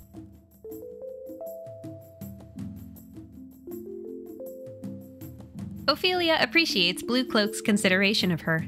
When the original creatures help themselves to the frost in the cooler, he scolds them for acting like they own the place. It's clear everyone listens to Blue Cloak. They wait outside, and he enters only when invited. Ophelia can now shoo them out of the house, leave the door successfully closed, and even close herself into a sewing room on her own. She no longer feels smothered, and she can appreciate companionship. Never in her life has Ophelia had so much control over her own privacy around other people. The creatures seem to come and go with much less fanfare than humans, and she follows suit. Teaching and learning is going well. Blue Cloak might even understand how humans birth eggless young and feed them with breasts, though she's not sure what they do. She doesn't mind being the center of attention sometimes. Blue Cloak practices speaking and making expressions. Ophelia learns to use the musical instruments and shares some children's song tapes. And the creatures are even learning to read. Do they have their own written language? Does Blue Cloak not understand her questions, or does he choose not to answer? Chapter 14. Kira Stavi is a xenobiologist and eager to meet an alien race, the first humanity has ever encountered. The trip on the spaceship has been awful, with all the unnecessary peacocking and infighting between academics. But it's worth it. She just has to put up with her neighbors until the ship finishes making periodic jumps through space, crawling towards the planet. Hopefully their small number will force them to cooperate when the time comes. The team gathers when it's time to get their first look at the planet below, which they'll observe from afar at first. Team leader Vasil wants to be very cautious, so they'll launch a low-orbit scanner to check out the old colony site and the new one. Kira also logs into the weather satellite, though she lets her assistant Chesfa take the lead. He comments that it's good the power plant was left on, since it's kept the satellite focused on the right region. But then, they look at the satellite's images of the old colony and see not only lights, but something moving between buildings. It must be animals. The aliens are situated thousands of kilometers away, never seen in the 40 years since this colony was founded and abandoned. Academics though they might be, Kira and Chesva begin to get excited. Those animals are walking upright as they inspect the old colony, learning too much. They go into the town center and turn off the lights. Another light comes on. The computer's records say that was once the house of Bartolomeo Falfarius, who inherited it from his parents Humberto and Ophelia Falfarius. Kira tries to think about what might be in the colony that the aliens could use or learn from, since she's already sure these are the same creatures that destroyed the second colony. How much can they rely on the Sims Bancorp log if the colonists reported turning off the power plant when clearly they failed to do so? Chesva finds previous scans in the weather satellite's log, and that's when he finds images of not only the alien creatures, but also an undeniably human shape. Later, it is determined that the shuttle will have to land in the old Sims Bancorp landing strip when the time comes. The team continues to discuss the aliens, and wonder if they were missed in all the previous surveys because they are nomadic and don't seem to make fires or leave housing behind, aside from rocky structures on the shore much farther north of here. Kira ignores the tiresome arguments about emergence and so on. They need hard evidence regarding the indigens' cognitive and cultural complexity. Already they're gathering information on boats and dog-like companions. Quote, "She couldn't tell what they were most like, mammals or reptiles or birds. They had no visible hair or feathers, but their surface looked more like skin than scales. Their gait, with its long-legged, bouncing quality, reminded her of ratites, the large flightless birds of old Earth, but the obvious joint in the leg faced forward, like the human knee. Large eyes, placed slightly more to the side of the head than human eyes. They would have both binocular and monocular vision, she suspected. Four-toed, four-fingered, an opposable digit on the hand, and one of the toes looking as if it were almost opposable." Unquote. As the shuttle flies low over the planet for one of its survey flights, they take images of the nomads. They don't look especially startled by the shuttle, and one might even have started sketching it. Nevertheless, the military officers on board are requiring everyone to wear heavy protective gear in case of attack. Suited up, they land. The colony looks as abandoned as expected, though they are cautious leaving the shuttle since they know indigens and at least one human are here. That human's identity is a mystery since all the colonists were accounted for on the cryoships. But despite the empty village, an old woman comes to greet the deboarding team. Her inappropriate clothing, wrap and beads and no shoes, is startling. Perhaps she's gone batty. Kira pushes her way to the front and decides the woman doesn't look insane, just annoyed. She isn't embarrassed, and she's not impressed. The team stands there, sweating in their protective suits, as the old woman stomps up to them. Kira sees her wrap is embroidered with strange faces with too many eyes. The old woman speaks. "This was not a good time. You've upset them." When the team leader tries talking, she interrupts him. "I said it wasn't a good time. You could have listened when I tried to talk to you." It turns out she had been reaching out via the weather satellite, but she hadn't been able to access it since they entered orbit. Everyone is horrified that the old woman took pictures of the ground below and showed it to them. By what right? By whose authority? Who are you? "Who are you?" is the old woman's reply. The team assures the old woman they won't hurt her, they'll help her, but she snorts. "I don't need help. If you're one of that other lot, you're in the wrong place. Come a while back, tried to land. You must know about them. Heard it on the comm. Heard them coming down, heard them calling for help, heard them die." Didn't you help? Team leader Vasil asks, and there is silence for a moment following such a stupid question. They switch gears to finding out who this old woman is, and she grins. "Company wasn't going to waste time hunting down one old woman they didn't want anyway. Already charged my family extra for being overage, figured I'd die in cryo." Kira is shocked, but shouldn't be surprised. It's more shocking that this old woman stayed here, alone on purpose. Vasil tries to act official, stating that the woman is in violation of the order to evacuate, but he doesn't actually know what to do with her. "Let me alone. You came at a bad time." And the woman walks away. The eye embroidered on the back of her wrap watches them. Weighed down by protective gear she's not used to, Kira follows after the woman. They'll stay back. But one of us must talk to you. Reluctantly, the old woman faces her, and Kira gets a good look at her silver hair, her sun-damaged skin, her wrinkled hands, and her vigor. Kira tries to make it clear that she is here with the military rather than a company, that the protective gear is just a precaution. The team is here to assess the situation. To kill the aliens. No, not to kill, to study, to see if they can become allies. We did want to dismantle the power plant so they wouldn't have access to our technology. They are very smart. They understand it. The power plant, electricity, machines. Kira thinks the old woman has a screw loose. After 40 years of not seeing the aliens, after knowing the damage they could do, she showed them everything as soon as they found her here. Even an ignorant colonist should know better. She's going senile after all, or is stupid or mentally ill. It's a wonder the indigents haven't killed her. Her house is probably a squalid mess, seeing as how she wanders around barefoot. Come on, show me where you live. Let's have a little chat. It's a bad time. Come back later. Tomorrow.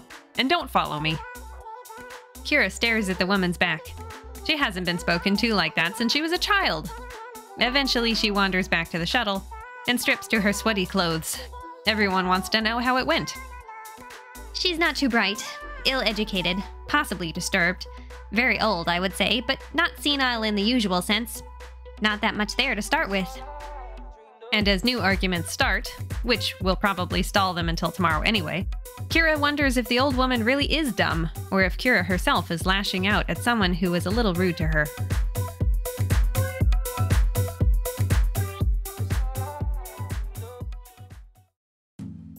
Chapter 15.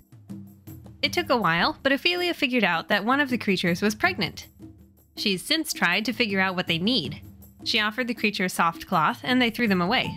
Ophelia isn't offended, understanding what it's like to be close to birth. The other creatures keep them from making a nest too close to the river in case of predators. What do they actually need? They don't seem to want to give birth inside a house. Blue Cloak looks at a children's storybook with her, and Ophelia tries to understand what he means to convey by pointing out the story about a child whose mother goes away, leaving them with their aunt. Ooh, He says, meaning you. Yes, I've done that.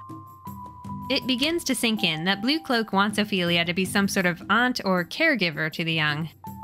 Sounds more like an obligation than an honor, despite the trust it implies. As a group, the creatures tell her through pantomime all the things that hunt their young. Perhaps their mothers left after birth, leaving the children with someone else? They can't possibly expect her to care for an alien baby. Blue Cloak explains in a combination of their vocabulary that everyone will care for the children, but she will be the most important carer if she invites the pregnant one to nest here. Despite her reservations, Ophelia can't let the creature give birth outside in an unfamiliar territory. Remembering the creature's attempt at digging a nest in the grass, she offers the closet in a house by the town center.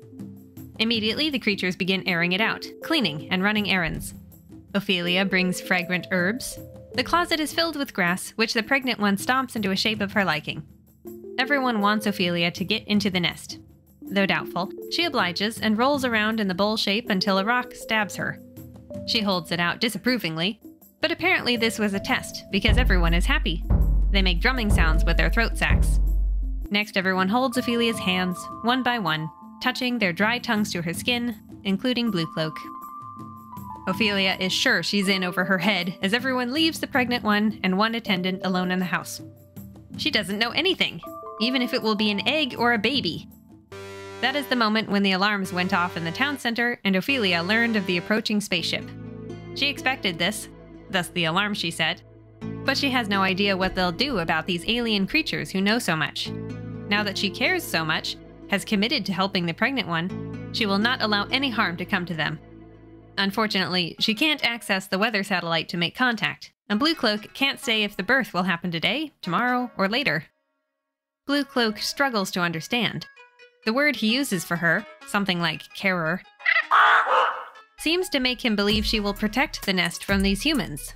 But Ophelia knows she's just an old lady to them. Worthless. She'll do what she can to protect the coming child, or die trying. While the shuttle does its surveys, Ophelia helps the creatures care for the pregnant one, who leans on her and licks her hands whenever she visits.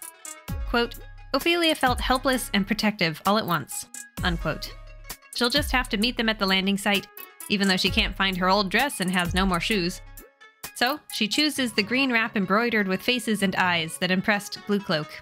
That, and a wrap around her waist for a touch of modesty. She makes sure the creatures are inside, discovering that the birth is underway, then heads for the landing strip. The invaders look quite comical in their heavy gear, given how humid it is here, though the armed ones are scary. The conversation plays out, and Ophelia can't help but throw questions back or snort. She's not impressed with these people who try to ask questions faster than the others, though she appreciates that the woman isn't afraid of the men. One man asks if Ophelia tried to help those who died, and she glares at him. Is she a feeble old woman, or a magical fairy who can fly to the rescue? Ophelia turns away to return to the village, and the woman follows her. At least this woman doesn't look as porcelain-skinned as the other ship people. Still, Ophelia doesn't trust the way this woman tries to look friendly and earnest. She's clearly someone with authority of some kind on this mission. She can understand the woman's shock that Ophelia helped the creatures, but what did she expect an old woman to do? Kill them all herself? Keep them from learning? Ophelia sees the shift in the woman's eyes as she decides the old woman must be crazy after all, and she recognizes that her rudeness hurts the woman's pride. But Ophelia did what she needed to do. If the shuttle people stay away for just one day, that might be time for the birth to happen and the creatures to get away.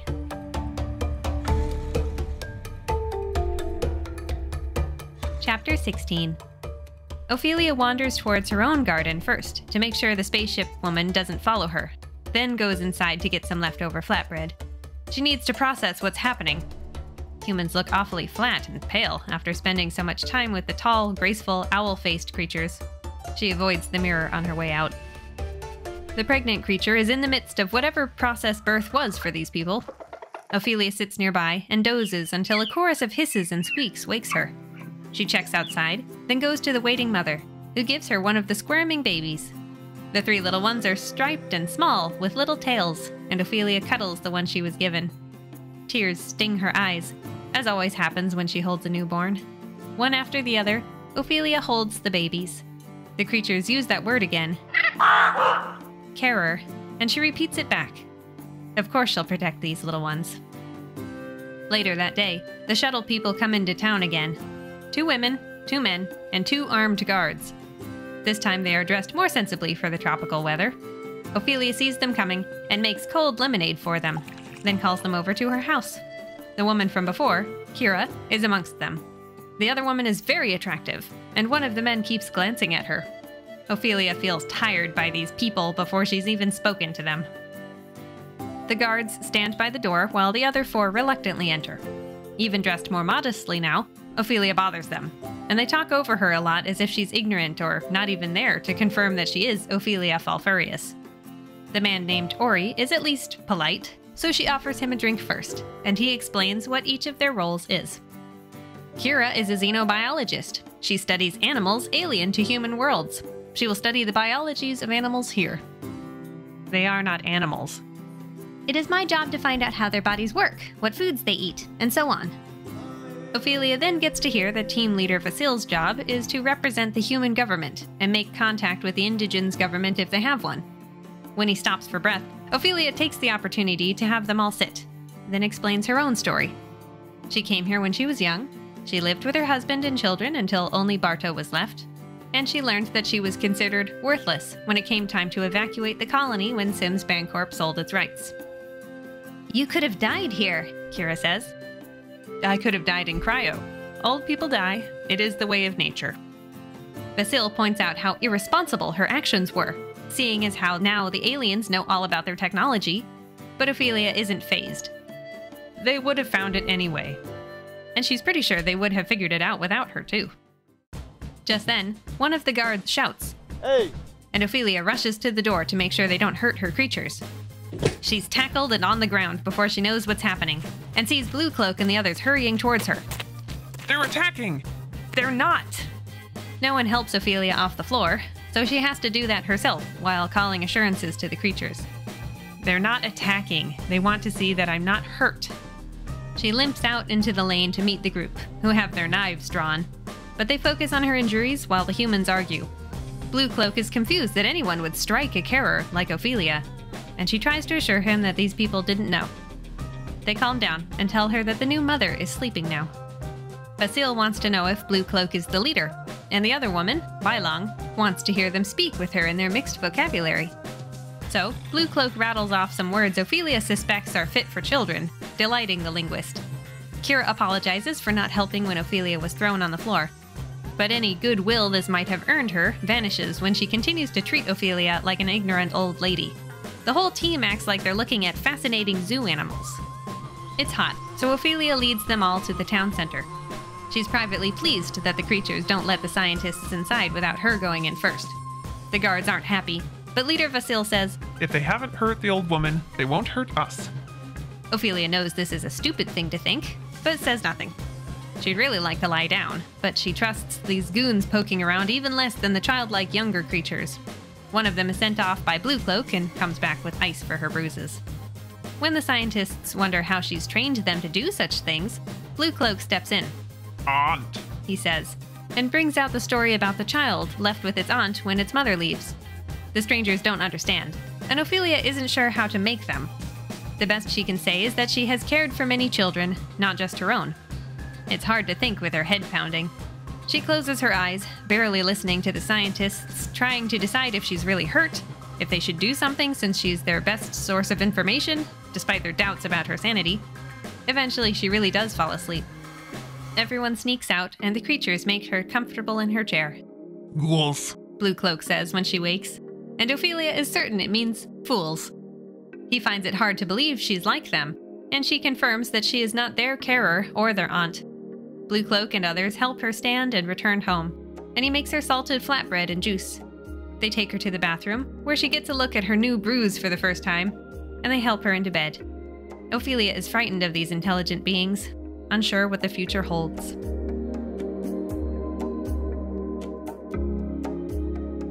Chapter 17. In the morning, Ophelia hurts so much she wants to sleep until she dies. But the voices in her front room won't let her. As she sits up, her old scolding voice berates her for weakness and cowardice. She cries out, and Blue Cloak bursts in to help her to the bathroom for a shower. Now what to wear? Everything appropriate for this heat will show her bruises, so she puts on something with long sleeves, despite the weather. It helps her feel less vulnerable. Around those heavy stomping boots, her toes feel exposed, just as her old fragile skin does. Ophelia has an interesting conversation with Blue Cloak about the blood on her bedsheets as he directs someone to take them to wash. They're somewhat surprised that both their species must wash bloody clothes in cold water. And Ophelia is equally surprised that Blue Cloak tried to make flatbread, only to make a mess instead. It was a very sweet gesture. Instead, it acts as attendant, turning things on and fetching pans, even handing her the right spices. He's more helpful than most women she's cooked with. Another creature brings tomatoes. Why are they so attentive today? When did some of the others get so good at speaking her language? Kira and Ori visit town. They find Ophelia in the garden with some attendants. The way she gets along with them is stunning, though she just thinks of them as good neighbors. Can you tell us which is the leader? Is it the one you call Blue Cloak? Blue Cloak is the one good at learning new things. But is Blue Cloak the one in charge? Only on some things. Ori mumbles his speculations about the group structure while Kira moves on. The scientists assume there is some formal organizational structure since they were able to wipe out the recent colony landing, and there are small cities along the coasts, which is news to Ophelia. Today the scientists are just going to have a look around without touching any of her things, though Ori would like to interview Ophelia later. After all, you were the first contact, even if you weren't trained for it. He chuckles, but Ophelia is deeply offended for reasons she can't quite name. Rather than smack him, all she says is, "I am always here." She leaves them to their survey walk and goes to visit the new mother. The door guards are on high alert with knives at the ready as she passes them, and Blue Cloak is there to greet her along with the mother. "Carer," they say when she arrives, which cheers her up. The three babies are still very small, but noticeably bigger in their nest of grass, soft cloth, and herbs. The mother spits in their mouths when they are hungry, bird-like. Ophelia sits with Blue Cloak, a baby on her lap. While he drums, Ophelia sings the baby a lullaby. Then she returns the baby to the nest for a group nap. She and Blue Cloak go outside to find Ori looking for her. annoyed that she wasn't where he expected. You need to understand how we'll go about our mission. We will study and make official contact with these indigens. I'm sure you think you have already made contact, but after all, you have had no training in this sort of thing. You were a what? Housewife? It's not your responsibility, is what I'm trying to say. You did very well, I'm sure, to have gotten along peacefully with them. But now we're here, and we'll take it off your hands. You do understand, don't you? Well, Ophelia didn't expect her fellow humans to find her important, let alone useful, so Ori's words aren't exactly surprising. The old scolding voice in her head agrees with him. What really frightens her are the other implications. The scientists are going to shut down the machines she needs because they don't want the indigens to learn anymore.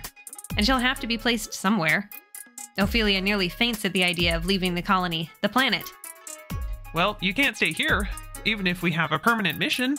There's no post for someone your age, you see. Don't worry, Mrs. Fulfurry. We'll take care of you. You won't be alone anymore. Ori walks off, and Ophelia goes home to fume about. Her old scolding voice is very loud now, saying they'll take her, and there's nothing she can do. But Ophelia is desperate to stay.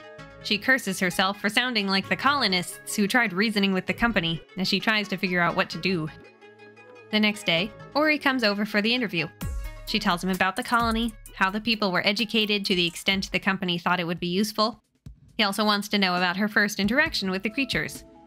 Though Ori's attention drifts a lot, Ophelia tells him about the sea storm, the injured creature. But when he starts asking pointed questions about the creature's social structure and organization as a group, Ophelia has very few answers. How do they delegate? Which are males and females? In a lot of ways, she knows very little. It's embarrassing, and Ori smiles at her like she's a child. After that, Ori mostly watches the creatures. Team leader Vasil just ignores the old woman. Kira goes into the forest collecting samples and trapping animals. And Baelong, the linguist, spends a lot of time around the men, not so much paying attention to the recorders she's left around. The creatures know where the recorders are, and amuse themselves by rattling off lists of useless things for her to puzzle over. Ophelia suspects they might even be making words up. Ophelia goes back to her routine, as much as she can. The creatures seem good at distracting the humans in just the right way that they don't go near the nest house or Ophelia. She has the opportunity to watch the babies' swift growth in relative peace, and they remind her of calves or lambs waking up to the world.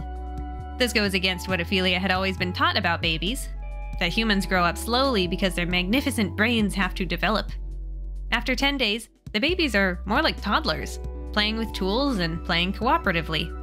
And when Ophelia shows them that something is dangerous, like string around their throat, they don't try it again. They're so smart, Ophelia is sure they could start learning words and numbers. But she's not sure if that's the right thing to do. Her enjoyment of the children is at direct odds with the humans' expectation that she'll board the shuttle. Humans she does not trust. Chapter 18. The scientists begin greeting Ophelia more politely, and she knows they must be preparing to have her on board soon. Baelong, the sexy linguist, actually follows her around and asks questions about teaching the creatures to speak, which Ophelia did by doing what she would for children. But even this young woman talks to Ophelia like she's the child. Human children don't have to be taught, they just learn. All human children learn to talk on their own, because they're designed to speak human language. Let me explain about alien languages. They aren't like human languages. Since their biological nature is different, the very structure of their brains, if we can call them brains, which is doubtful, determines a different structure of language. Ophelia points out that there must be some basics. I'm hungry, feed me. I'm hurt, comfort me. Come here, go away. Ouch. Though Baelong agrees, she goes on a ramble about how different cultures use different idioms or references to express that they are hungry, which is getting down in the weeds, in Ophelia's opinion. And Baelong admits that humanity has never encountered an alien language before. She was trained using computer simulations, not living beings. It's frankly insulting to Ophelia, who was a good child, wife, and mother for more than 70 years. And she's done with those roles. She's happy with the creatures who respect her. She has better things to do with her life than listen to Baelong talk down to her and gossip about the men lusting after her. Kira comes looking for Baelong and chases the younger woman away like a child who wants to talk to their grandma alone. She also wants a safe, stupid confidant. At least Kira recognizes that Ophelia isn't that dumb if she survived here on her own this long, though she's still too young to think of any reasons why Ophelia would want that other than being afraid of dying in cryo. It's not normal. Wanting to be the only human on the whole world. That's not normal. So I am not normal. But why? You did not like my answers before. You told me I didn't understand. Should I tell you the truth I know, or try to guess the untruth you want? I wanted to be alone. I had not been alone for years. It didn't bother me to be alone as a child, and it didn't bother me this time either. Kira still doesn't get it, wondering again if the old woman stayed because this is where her husband and children died? So Ophelia walks away to collect sheep manure and scatter it along the terraformed edge of the colony. She's tired of the newcomers' fussiness, their aversion to dirt, their lack of apology or real care. The difference between them and the creatures is night and day, and the scientist's attitude supports the mean little voice in her head saying that the creatures only like her because she's a novelty. A creature joins her, and Ophelia grunts a greeting. They talk about the manure, and the creature understands how food moves through the sheep. They even show her their own backside, though Ophelia quickly looks away. However, the creatures have not seen the newcomers eat, which bothers them. They seem so alien. They smell different from Ophelia. They dress differently. They smell more like the colonists who burned the nest up north. Not same. Not some clothes. Some other who support nests pass. For the first time, Ophelia understands that the creatures attacked the colonists because the landing shuttles and bulldozers had burned and scraped away what must have been many nests. This was no simple misunderstanding. Why didn't Blue Cloak tell her? Was he sparing her pain, or did he mistrust her? She still doesn't know her true responsibilities as a carer in the way the creatures mean it. She needs to see Blue Cloak.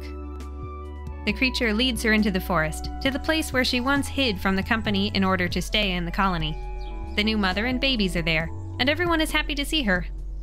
Two creatures return to the village to make sure no one followed, and she realizes that the one who talked to her in the sheep meadow sought her out on purpose.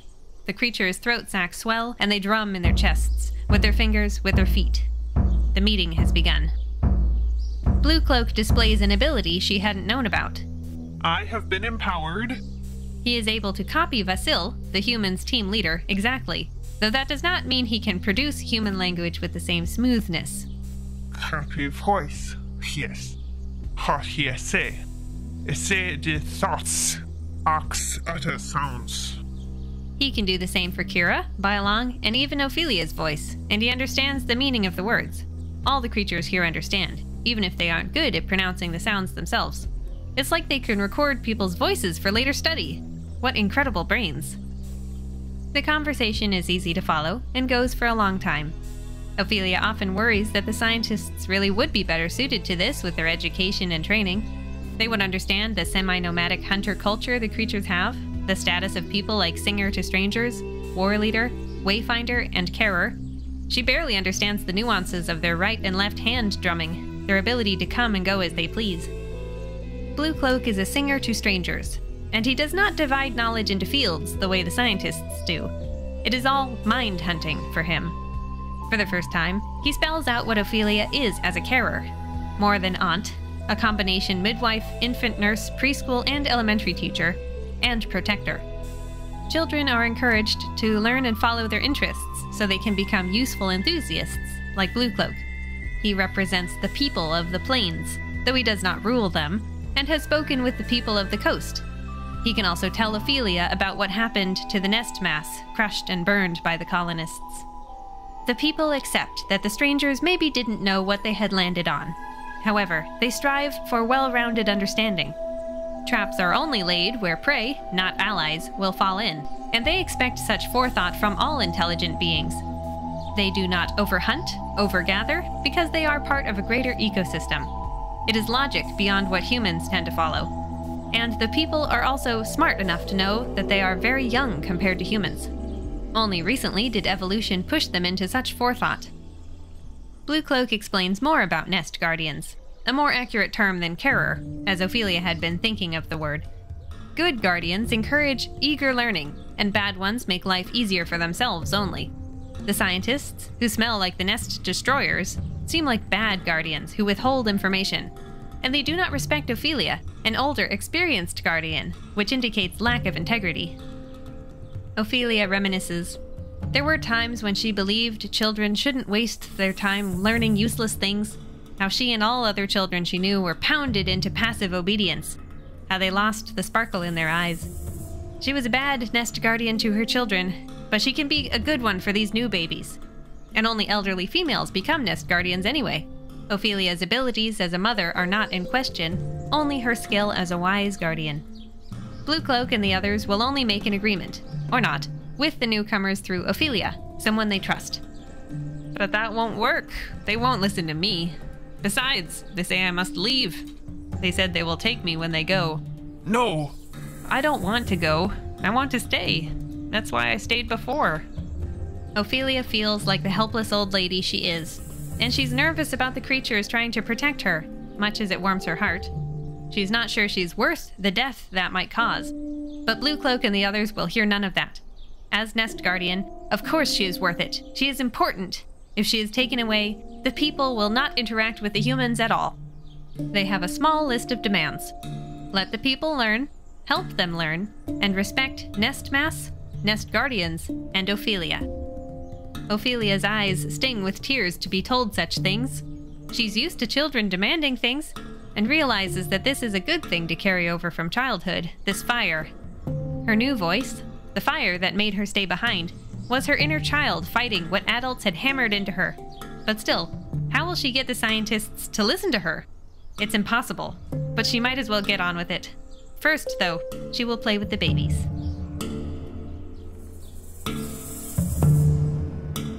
Chapter 19.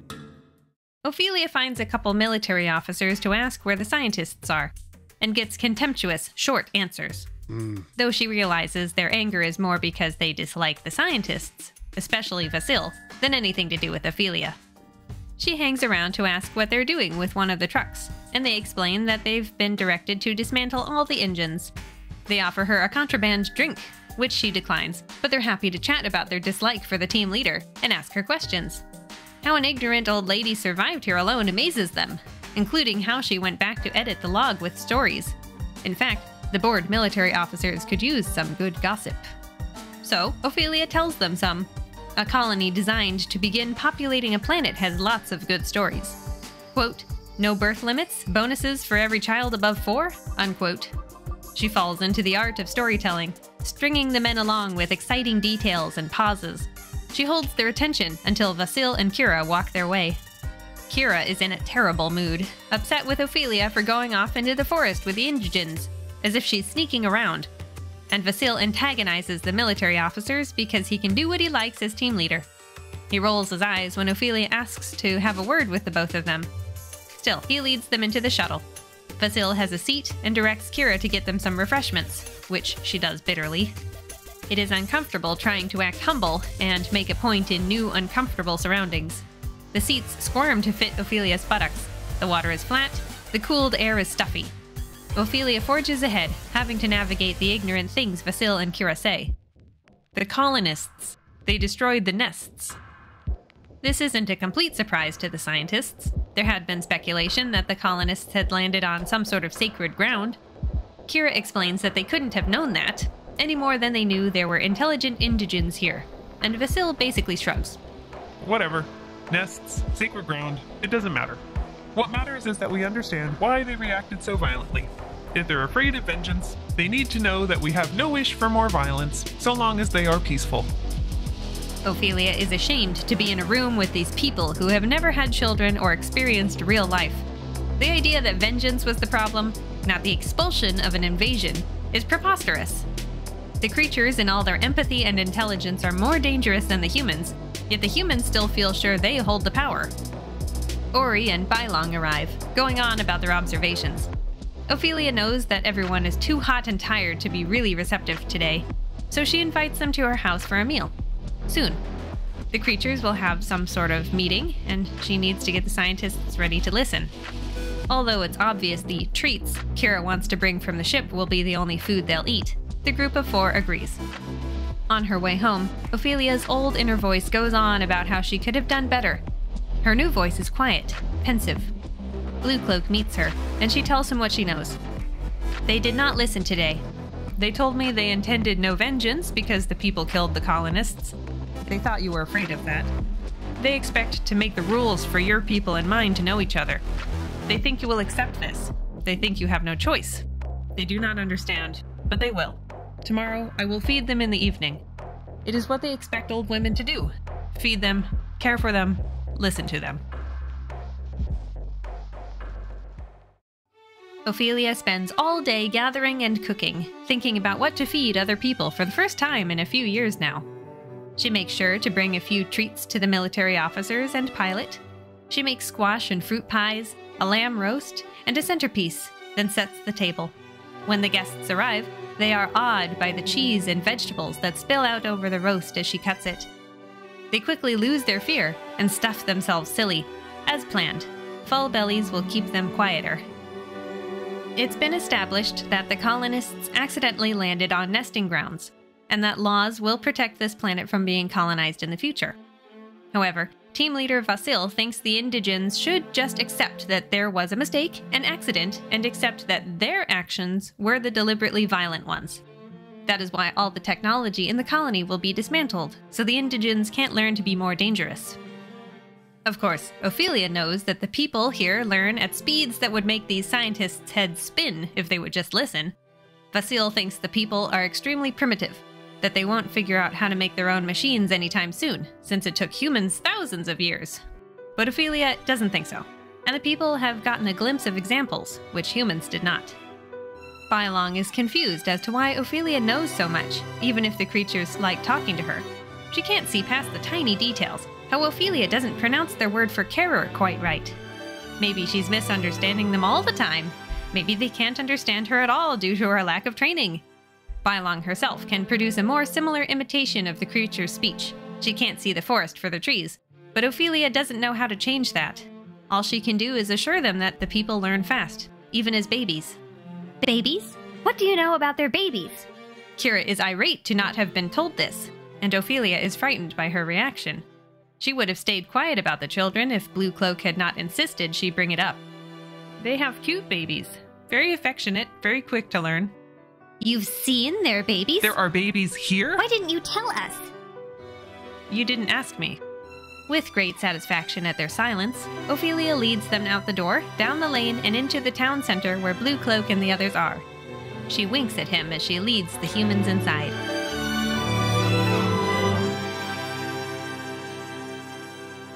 Chapter 20. The demonstration is wonderful. A baby plays on a screen while sitting on an adult's lap. Creatures connect wires to their gourds filled with local conductor liquid. Others build things with gears and screws. Oh my god. They're using a computer? The scientists gape at these marvels, at the lights going on and off. That explains the explosives that destroyed the colony ships. Vasil is horrified, Kira is curious, and Ori is amused, mostly by Vasil's reaction. Ophelia's lack of knowledge is actually a bonus here, because they all know she can't brew battery acid or teach the creatures anything else they've made here. Vasil is directing his anger at Ophelia now, since he's sure she allowed the aliens to learn all this without permission, and two creatures hold him gently but firmly by the arms when he approaches her. Reassured, Ophelia ignores him. Blue Cloak is the singer for most of the nest guardians of the hunting tribes. Singers are not entertainers. Singers make contact between the nest guardians who want to make agreements about nesting places or hunting range. They are what we would call diplomats. Nest guardians are the only ones who can make agreements binding on the people. The rulers? Ori asks, though to his credit he's more curious than mad about being wrong about his assumptions. Ophelia explains that nest guardians teach and guide the young until they reach maturity, and their wisdom is relied upon in times of agreement. They are trusted with decisions. The people identified Ophelia as something like a nest guardian for her people, and now she is one for the people as well. Which is why I can't leave. I'm their k-k-ker, the only one they have. I was the only one available, and they asked me. I agreed. She looks into the eyes of the babies and promises them she will do better for them than she did for her own children. Vasil is far from convinced, angry and embarrassed. They're aliens. You can't do whatever it is. You're only an interfering old woman. Ori steps in before the creatures can get any madder. Be quiet, man. You're messing this up. Please, go on. They accept me as the nest guardian for them as well as for humans. That means I'm the one who can make the agreements. But I have to stay here. I suppose that makes sense. We can explain it to you, and you can explain it to them. I'm sorry, Ori, but it goes the other way. They explain it to me, and I explain it to you. Yes, of course. But I mean the terms of agreement. So did they. The terms of their agreement? Yes. I see. The scientists try to leave, to discuss this away from Ophelia and the creatures. But the doors are locked. They have no tools, because they were just at a quiet dinner. They have no military officers, because Ophelia gave them food that would encourage them to drink tonight. She wants to cackle with wickedness, but restrains herself. The team will have to stay and listen. Ophelia says simply that the people want to learn. It is what they love most. They show off the babies, toddlers, creation, which generates electricity with running water. And even Vasil has quieted down and wants to see. So the creatures release him. It seems like it's taking longer for the humans to accept the creatures' intelligence than it took the creatures to learn all this.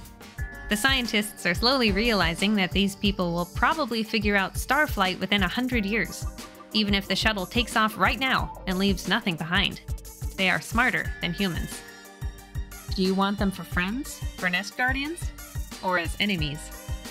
Although the situation is a bit scary, Ophelia is comforted by the child in her arms. As she and Blue Cloak discussed, she offers the baby to Ori, who takes it gingerly. Kira and Bylong can't help but smile as Ori melts with delight. But Vasil is different. He lunges forward to grab a different baby by the throat, shoving Ophelia aside when she tries to stop him.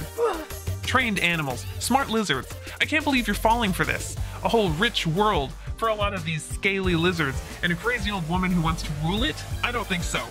While everyone stands frozen, Vasil directs Ophelia to crawl her way to the door and unlock it for him. That's better. It's people like you who cause all the trouble anyway. They should never have taught you to read. Ophelia crawls slowly on her old joints, and the voice in her head says it's good to let fools talk. Get distracted. When he moves to kick her so she'll go faster, Ophelia grabs it. That creates just enough time so the baby can loosen Vasil's hand and bite down while raking his arm with its clawed toes. As the baby falls out of his grasp, 4 blurs shoot forward and sink knives into Vasil's body.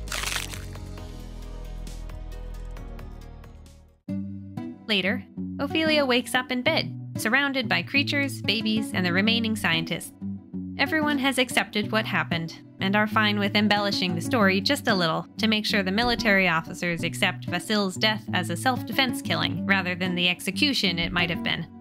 The bruises on Ophelia and the babies help prove the story. Kira is more than willing to listen now. She can't resist those sweet babies. And the baby's affection towards Kira encourages Ophelia to try harder to like her too. She even encourages the woman to make good on her feelings for Ori before the other woman gets over Vasil's death. I am an old woman, but I am not stupid or a fool. You like this Ori. He wants to stay. You will stay. You will like him enough to become a mother. You already do. It's why you hate Bylong. Kira's cheeks flush, and Ophelia allows herself to enjoy her mischief, and settles into her role as nest guardian. Perhaps nest guardians would normally do all the work on their own, but everyone understands that Ophelia can't keep up with 3 active children all the time. She always has elders or Ori or Kira to help. Perhaps her life is less free than it was when she was all alone, but the old scolding voice drifts away, and she enjoys being a voice of authority over the interstellar radio. No longer is she just a slum resident of the inner city. She speaks directly to the government she lived under. And Ori and Kira's new relationship means they are always in a good mood to help her with anything. Profile: The Journal of Political Science. The human ambassador to the first non-human intelligence encountered in man's inexorable advance across the stars is a short, gray-haired, barefooted old woman without a single qualification for the position, except that the aliens like her. Born Ophelia Damaro in the working-class neighborhood of South Rock, Porter City, on Escalons, Sarah Ophelia Falfurius now holds the most prestigious, and some say the most perilous, diplomatic post in the history of mankind. What kind of government would put an amateur, no, not even an amateur, a complete non-entity, in this post? To answer that question, we interviewed the Director of Colonial Affairs. In my opinion, Sir Andres Valprais said, it was a major blunder. My predecessor, appointed by the previous administration, lacked the decisiveness to intervene in what was, admittedly, a confusing situation in which the designated contact had apparently been mentally unbalanced and died following an attempt to assault one of the native species. I inherited this mess. At least I have ensured the proper replacement for Sarah Falfurius, a professional with the right credentials, with a clear understanding of the needs of both peoples. We'll have no more of the sentimental nest guardian nonsense when the next ambassador is appointed. And of course, Sarah Falfurius is quite elderly. Regardless of what the politicians think, life in the colony gets busier when other gray-haired human women apply and arrive to become nest guardians too, filling half the houses in a short time. There are human guardians for the people's striped babies, and native guardians for the slower-growing human children, like Ori and Kira's kids who grew up speaking both languages. The first 3 nestlings Ophelia cared for have since grown into gangly adolescents. One of them has helped build a flying machine designed for their people. Far away, the coastal cities are getting wired for electricity. Even the nomads have a few simple computers with batteries. Ophelia doesn't care much. She spends a lot more time sleeping these days. She wonders sometimes what Barto and Rosara will hear about her when they wake up from cryo in 30 years. Whatever they hear, it will be a good joke. Though Ophelia did not die alone as she'd planned, she did die smiling.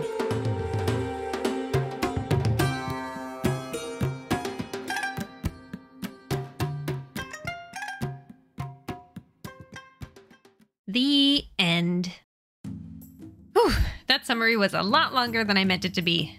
I just had such a nice time rereading it and getting down in the weeds. Maybe I'm out of practice since I'm a little distracted lately. Tell me, if you made it this far, do you like these longer summaries, or did you prefer something a bit more compact, like the Neverending Story? I guess even my shortest video was about 50 minutes long, so maybe it doesn't matter. I have to agree with Anne McCaffrey's quote, "Pure satisfaction from cover to cover." Anyway, it's time for our favorite game. Did the cover artist read the book? Well, if I had to guess, I'd say Gary Ruddell read at least a bit of it, maybe half. Yes, he might have finished it, but everything on the cover is seen during the first half of the book. There's Ophelia dressed in a dress and shawl with frayed edges, similar to something mentioned. She's barefoot with her calves on display. She has a walking stick too, but that might have been a stylistic choice to make it clear how old Ophelia is. Behind Ophelia is the pasture between the colony and the forest, marking the edge of the terraformed land where humans can handle plant bacteria. No houses are visible, though. A storm is building on the horizon. The scene seems to be an amalgamation of moments, since it kind of looks like Ophelia is headed into the forest to hide from the departing company ships, one of which is zooming into the sky, an errand that got her caught in the rain one night. And yet the forest is full of the people, the local creatures, who don't show up until a couple of years later, after the first colony ship left. I don't mean to criticize, it's just neat to see what the artists put together. I love the aliens on the cover. Well, not aliens, or creatures, or indigens. The people with a capital P. Russo tried really hard to grasp what the descriptions were saying about them, despite some characters comparing them to lizards while others say owls. He definitely leaned into the owl comparison, since the faces he painted are incredibly owl-like, and a few even have barn owl-style round markings of feathers. Aside from that, though, he's spot on with the bristly skin, not furry or feathered. He also captured their hands, with 3 fingers and 1 thumb tipped with hard, dark nails. The creatures have straps of useful things around their bodies and bracelets. What is most amusing to me is that Ruddell maybe didn't quite know what he wanted the faces to look like. Each of the creatures he painted has a slightly different look because their pupils are more or less dilated, their beaks are different shapes. A couple beaks are small, triangular, and point downwards. 2 are bigger and much more rounded, and 1 is borderline eagle-like. This might be because Russo wanted to give them some individual personality. Could also be that he got far enough into remnant population to read that the people of this world do have lips, even if they're less flexible or wet than human lips. That makes it a little harder to picture their beaky faces. It's worth noting that the juxtaposition between the descriptions of the creatures indicates how the observer thinks of them. On the one hand, owls are a positive symbol of wisdom in nature, reminiscent of the goddess Athena, aka Minerva, who is also shown with symbols like this. She might be holding an owl, or a smaller winged deity like Nike, the symbol of victory, since Athena was the goddess of wisdom, war, weaving, and other things. Very fitting that Ophelia sees the creatures as owls, given all of this symbolism, though she does briefly consider the lizard angle. The scientists, on the other hand, don't make many comparisons until towards the end of the book, when team leader Vasil loudly proclaims that they are brainless, trained lizards. With Ruddell's painting in our mind's eye, it's hard to imagine the creatures from this angle, since the cover clearly shows owl faces. However, Blue Cloak and the other creatures comment multiple times on the flatness of human faces. This tells us that the beaky look of their faces might be more akin to an eagle than a disc-like barn owl. And since we know they have semi-flexible lips, it stands to reason that this beak is a bit snout-like. If we try to imagine a brown lizard with a beaky face, maybe we're getting a little closer to what Elizabeth Moon meant. Anyway, I have nothing against lizards, but Vasil clearly does. He wants to think of the people as nothing more than stereotypical cold-blooded lizard men from Mars, not an emerging civilization of wisdom and learning. They are simultaneously stupid and dangerous, in his eyes, as opposed to how Ophelia sees them. Again, I love reptiles, but they are cooler to the touch and their scales would feel smooth, while the creatures are instead warm and bristly. While not familiar exactly, they are mammals, with more similarities to humans than what Vasil imagines. And really, by being mammals, not birds, they are closer to humans than owls, too. Moving on to the themes of the story, I want to talk about the fact there is an undeniable white savior narrative to this story I want to address. A white savior is a character who comes from one culture, or species in this case, and finds themselves immersed in another that needs help in some way. The easiest examples are The Last Samurai, Dances with Wolves, and Avatar.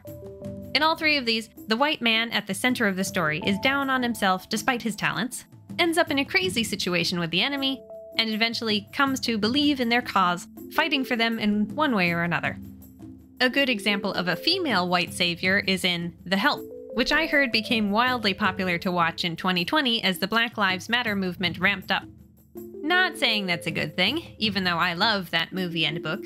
The article I came across was pointing out the savior complex white people sometimes have. And I don't mean to simply accuse other people here. I also found myself watching The Help inexplicably that year. I think it was free on YouTube Movies. The white savior trope doesn't automatically make a movie bad, and it's not like only white people write these stories.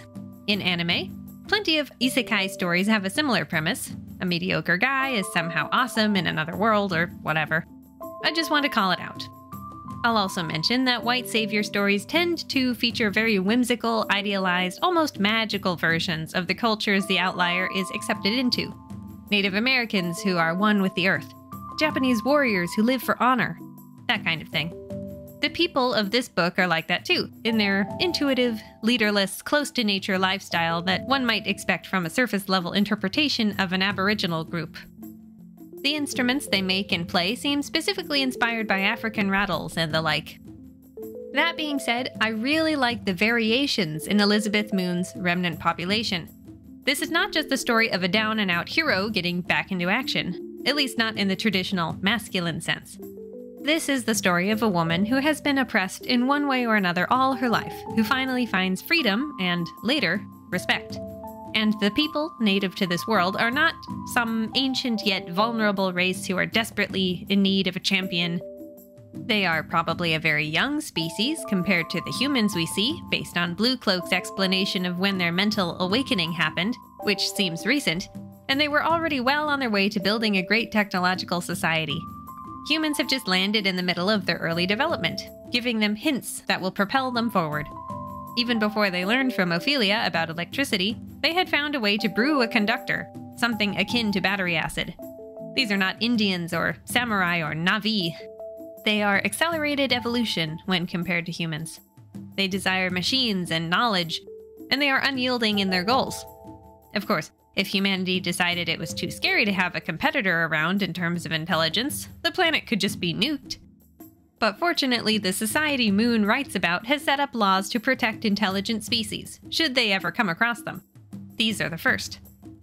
Returning to Ophelia and her role as an untraditional hero, the theme of this story is respect. It doesn't shy away from the fact that Ophelia Falfurius is not perfect, nor a rebel until she chooses to stay in the colony.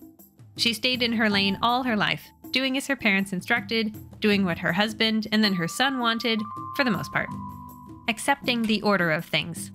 It's made pretty clear that she was complicit in the murder of a feminist nurse, if only by keeping her silence like everyone else. The same is true for a woman named Kara, who was passed from one man's house to another.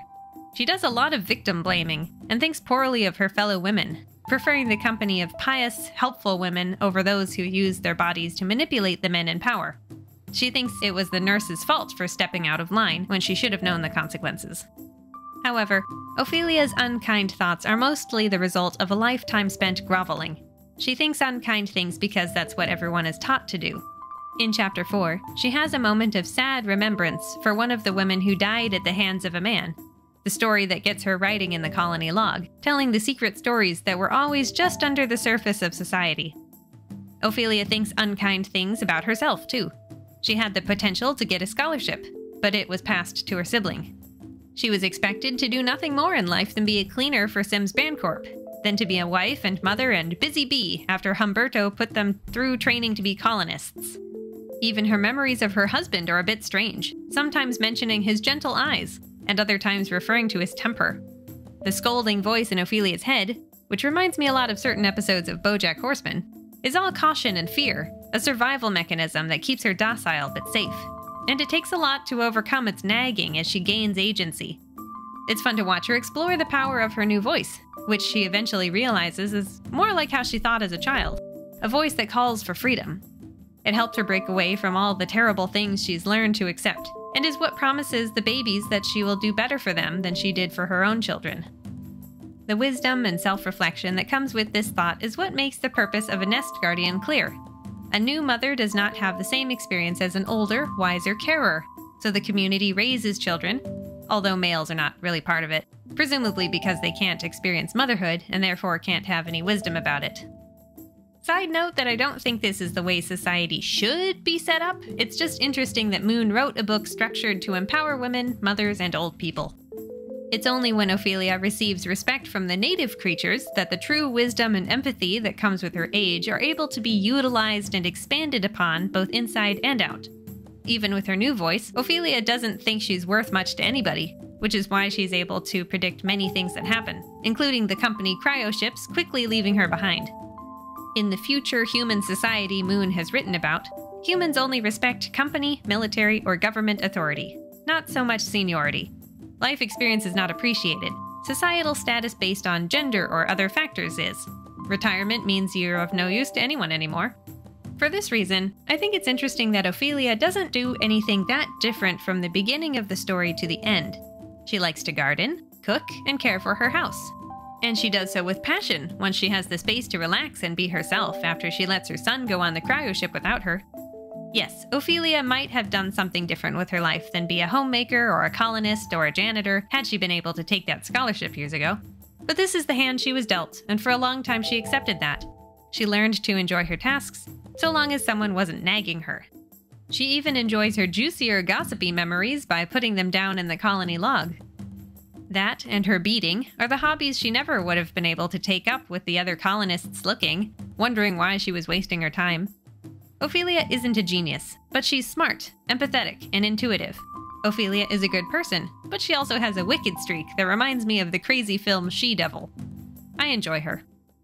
When the creatures arrive and determine that she must be a nest guardian, something they desperately need for one of the people who traveled south to study her, Ophelia still doesn't change much about her life. She gardens, cooks, checks on the livestock, does repairs. Her activities don't change. The attitude towards them does. They are recontextualized. Throughout the book, Moon spends a lot of time writing about the details of Ophelia's life, the colors of beads she chooses, the vegetables she enjoys growing, the daily routine. On the very first page, we learn that Ophelia wants to take her hat off to feel the hot sun on her head, but leaves it on so her daughter-in-law won't nag her. The story gives time to these little moments because her chores and hobbies are important. The book treats them like they are important. Ophelia's rest and naps are important, the sun on her skin is important, just as prepping the colony for sea storms or planting food for the future is important. And the people native to this world see how important these things are because they watch and listen without interrupting. They are drawn to their similarities with Ophelia, not their differences. While humans think of Ophelia as being past her prime, the people recognize that she has simply completed many life activities and is now suited to protect, guide, and teach the next generation. At every age, they respect those who are older than them, referring to them as elders even if they are not elderly. And at every age, they have the freedom to pursue their interests, and come and go from the group as they please. They and Ophelia are well suited to each other in their lack of rock-solid scheduling. As I read, I was reminded of a video by YouTube channel Historia Civilis called Work. Link in the YouTube box. It describes the onset of clocks in the workplace and how employers took advantage of them. Before that, people worked hard, but a lot less, and that's what we see Ophelia returning to. She didn't stay behind in the colony to avoid work. She stayed behind for freedom in that work. According to the Sims Bancorp colony log, Ophelia's encounter with Kira, Ori, and the shuttle crew happens in the year 3245, around December, 2 or 3 years after the company evacuated the colony. Humanity really hasn't gotten any better in 1,000+ years. Women are still overlooked by men, even treated as property in their marriages in some cases. Work is still put upon people by enormous corporations with bureaucracy run rampant.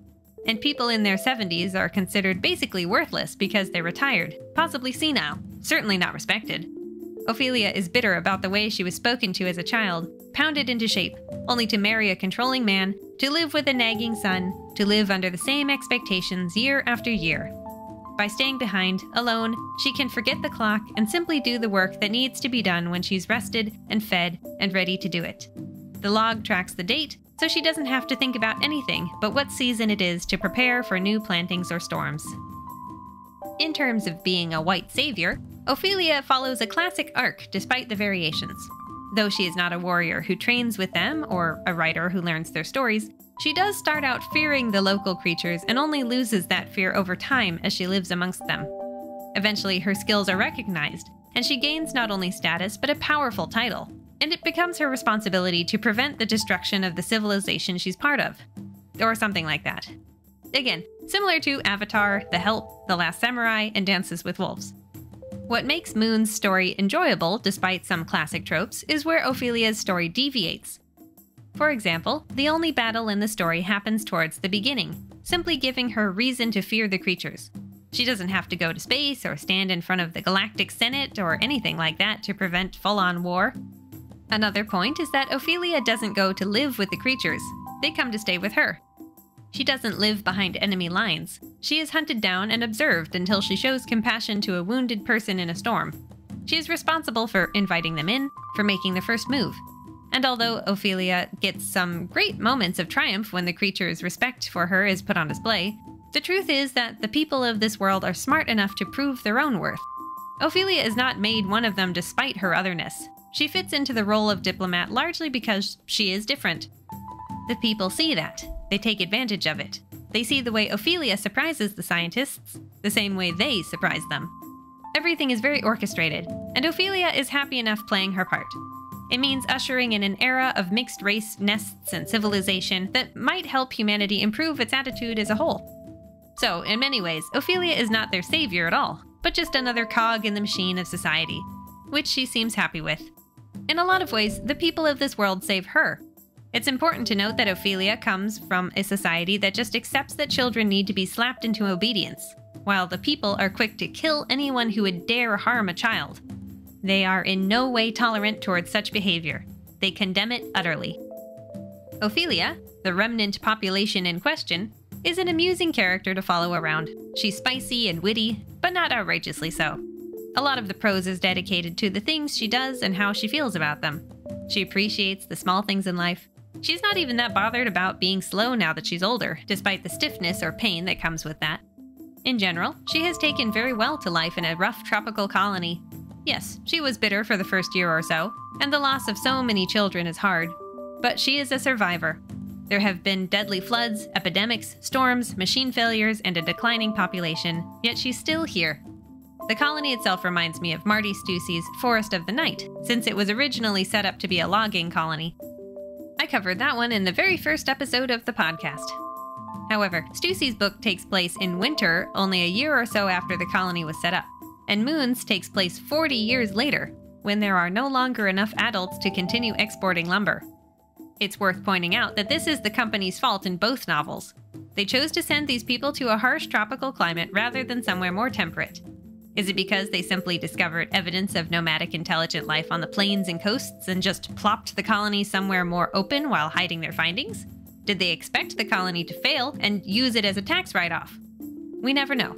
It only comes up in passing conversations amongst people who will never be privy to that information. While there are a few disasters that can be attributed to the colonists' failings or other problems, such as the loss of the chickens and pigs, they weren't really set up to succeed. They weren't even given that much stock of basic off-world luxuries like mezzel spice, which makes me think of the melange spice from Frank Herbert's Dune. It doesn't even seem like Sims Bancorp tried very hard to bring on any experts to look the planet over before they decided it was good enough for their purposes. Despite all that, Ophelia thrives, especially on her own. It's no wonder Moon chose that name for her, because Ophelia carries a lot of weight and meaning.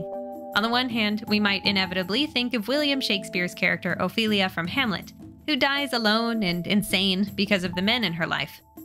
On the other hand, the name's Greek and Portuguese origin actually means benefit, or one who helps. It is a name people write poems and songs about, that they paint pictures of. It is a type of tea rose. It is a moon of the planet Uranus. There are many writers, artists, and politicians with this name. Basically, the name represents all of our main characters' potential, which is really wonderful. As for Ophelia's last name, from her husband Humberto, Falfurrius is a city in Texas, Elizabeth Moon's home state. The name might also refer to a Spanish desert flower called a heart's delight, or it might be a respelled version of the Mexican slang word for dirty and untidy. Humberto and Bartolomeo have more generally grand male names, the husband's meaning famous warrior and the son's meaning farmer. Rosara is a religious sort of name, which might tie into Ophelia's daughter-in-law's prudish nature, and Adelia is a type of flower native to Central America and Texas, that being the name of Ophelia's deceased daughter. In regards to religion, it seems like Ophelia may have once believed something, but was later discouraged. She prays a little during the story, but not much, and while meeting the scientists, she even wonders if people still believe in that stuff. It seems like the team leader Vasil might be the only one who does, since he says things like, "Oh my god," and the military officers say, he doesn't listen to anybody, but maybe the oversoul of the universe. Considering how devoted Vasil is to the government, and the company before that, it's not surprising he likes having a source of authority, a reason to be right. At least there are laws in place to protect the planet from hard-headed people like him who might lash out in the future, people who think these creatures are just monkey see, monkey do, when they're really better at learning than humans. So are monkeys, for the record. We humans are the ones that perform meaningless acts because we have no instincts and are wired to do as others do. Herd mentality and all that. Watch a few videos of kids doing weird tasks in comparison to chimps and it'll make you depressed about our state of affairs. I believe humans survived based on fear, bureaucracy, and mimicry, but we also go to war a lot because of those things. The only benefit that comes from the way Sims Bancorp and the other companies treat their human resources as expendable is that the dead colonists aren't worth going to war over.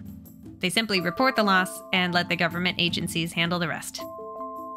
On page 76, the narrative of Remnant population splits in two, and on page 210, it splits in three.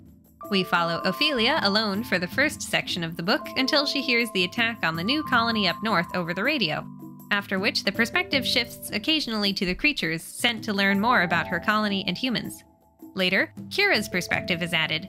It's challenging to read the alien parts because Moon wrote them using alien perceptions and with no quotes to define dialogue. The people speak with a combination of things: their voices, their throat sacs, the drumming of their feet. The reader has to learn for themselves that the left hand is affirmative, the right hand negative, in general. And just as Ophelia can't pronounce their language very well, I'm not sure how to do it justice either. The term for nest guardian is written as click-caw-cur, with lots of K's and E's and R's. The name of the pregnant person is Gurgle Click Cough. Back on the topic of respect, let's touch on pronouns and honorifics. I didn't bother with it during the summary because I didn't think I could pronounce it well, but the terms for sir and madam in this future society, at least the part that Ophelia comes from, are Ser and Sarah, spelled S-E-R and S-E-R-A. The sexy linguist Bailong isn't familiar with these terms and mistakenly thinks Ophelia's name is Sarah. Interactions with the scientists frequently feature them talking to our lead as Sarah Ophelia, and she in turn will say something like Sarah Ori. I'm not entirely sure where these honorifics originate, but they do seem to be featured in some other fantasy stories and games. As for pronouns, I tried to refer to the creatures as they, them, until the narrative showed them to be otherwise. We eventually learn that one of the creatures is pregnant, so Ophelia thinks of them as a she, since they're about to be a mother. And one of the perspective changes confirms that Blue Cloak is male. I don't have much else to say on this topic, I just wanted to mention it. The book has lots of small details I enjoyed, going so far as to refer to the character Ori as a Pelorist. I'm not entirely sure what this means, since the book doesn't explain it, but Pelorism is Charles Darwin's term for peloric flowers, which are spontaneously symmetrical blossoms in a breed that would normally be asymmetrical. Perhaps this refers to Ori's belief that sometimes there is beauty and order in chaos? I'm not sure. It reminds me of the neo-Darwinists from Anne McCaffrey's Dinosaur Planet, though they basically believed in survival of the fittest and screw the rest, which is decidedly not how Darwin's theories should be interpreted. If you'd like to learn more about that, I recommend checking out his theory of mate choice as elaborated on Richard O. Prume's The Evolution of Beauty. And for the record, I'm not saying that we need to worship our elders, and I don't think the book is trying to say that either.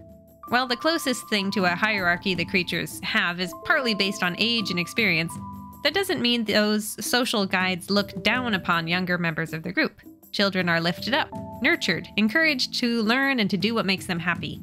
Ophelia herself doesn't believe anyone should look to her as a role model, with good reason. The respect and room to flourish that she has been given in her older years gives her the space she needs to care for alien children with more grace and kindness than she did for her own flesh and blood. She will respect them. They will respect her. There won't be any down-talking from company reps, which frankly reminds me of films like Blade Runner and Aliens. If the people of this world were considered walking weapons like the xenomorphs, I imagine Sims Bancorp and other companies would have done a lot more than wash their hands of the planet and leave it with the government. There is something inspiring about the aliens written by Elizabeth Moon. Although the story happens on their planet, so they aren't really aliens. We are. They are intelligent, curious, and forward-thinking, never doing anything without considering the consequences. While some of their actions might be considered brutal, destroying the colony shuttles, killing Vasile, it makes sense with their mindset. If you fail to look ahead and see what might happen, then you are responsible for the harm you cause. Fortunately, they don't take this mentality to the extreme in everyday life. For example, Blue Cloak tries to cook for Ophelia and just makes a mess. There is no punishment for this or other transgressions. A normal apology is good enough. It's only when real harm can be caused that the people band together against a threat. It's no wonder that Ophelia has a hard time warming up to them at first. She has to learn the forward-thinking hunter's mindset. Nests were not searched for or found, so the nests were destroyed, thus the destroyers were destroyed. And a man willing to choke a child is not allowed to live.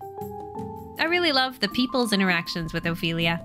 I think I enjoy James White's Sector General novels for the same reason, those taking place in an interstellar hospital. Or Catalyst by Nina Kiriki Hoffman, The Andalite Chronicles by K.A. Applegate, Forest of the Night by Marty Stussy.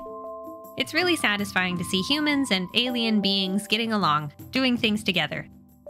Let me read you a passage from after Ophelia was knocked to the ground by one of the military officers. Quote, Blue Cloak offered an arm, and she managed to sit up, biting off a groan at the pain in her side and leg. Another of the creatures moved to her other side, and the two of them helped her along the passage. Outside, it was dark, with stars glowing softly in the warm, damp wind. Where are they? Ophelia asked.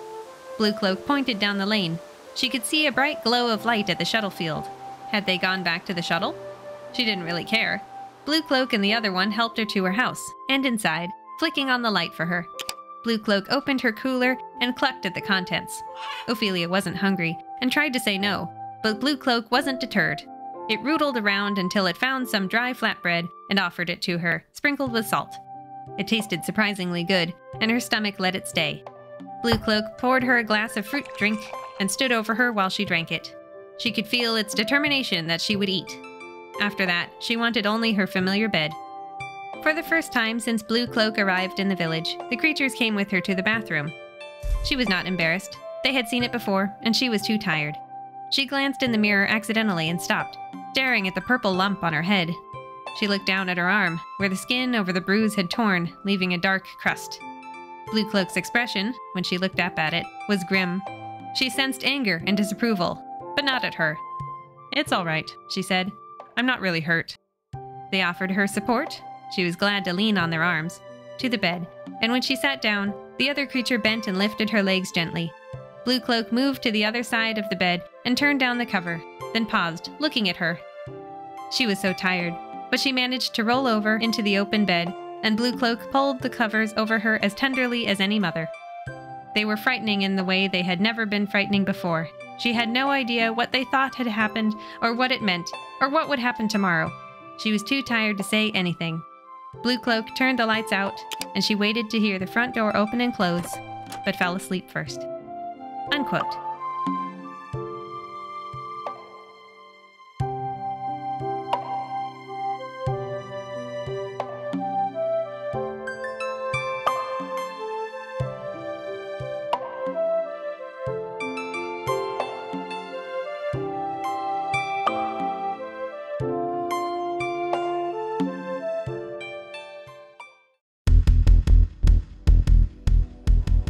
Let's call it a day, shall we? I hope you enjoyed this episode. It's a nice reminder that similarities are more important than differences when it comes to ending wars before they start, which is a nice change of pace since I just finished watching Attack on Titan. I'd really like to see an animated movie or TV series made out of a story like this. Give the YouTube video a like if you have a chance, and maybe subscribe or whatever you feel like doing. Follow the Erika Brickley Instagram profile to see my library and what I'm up to, and check out my link tree for story links and websites. Until next time, bye-bye, Earthlings.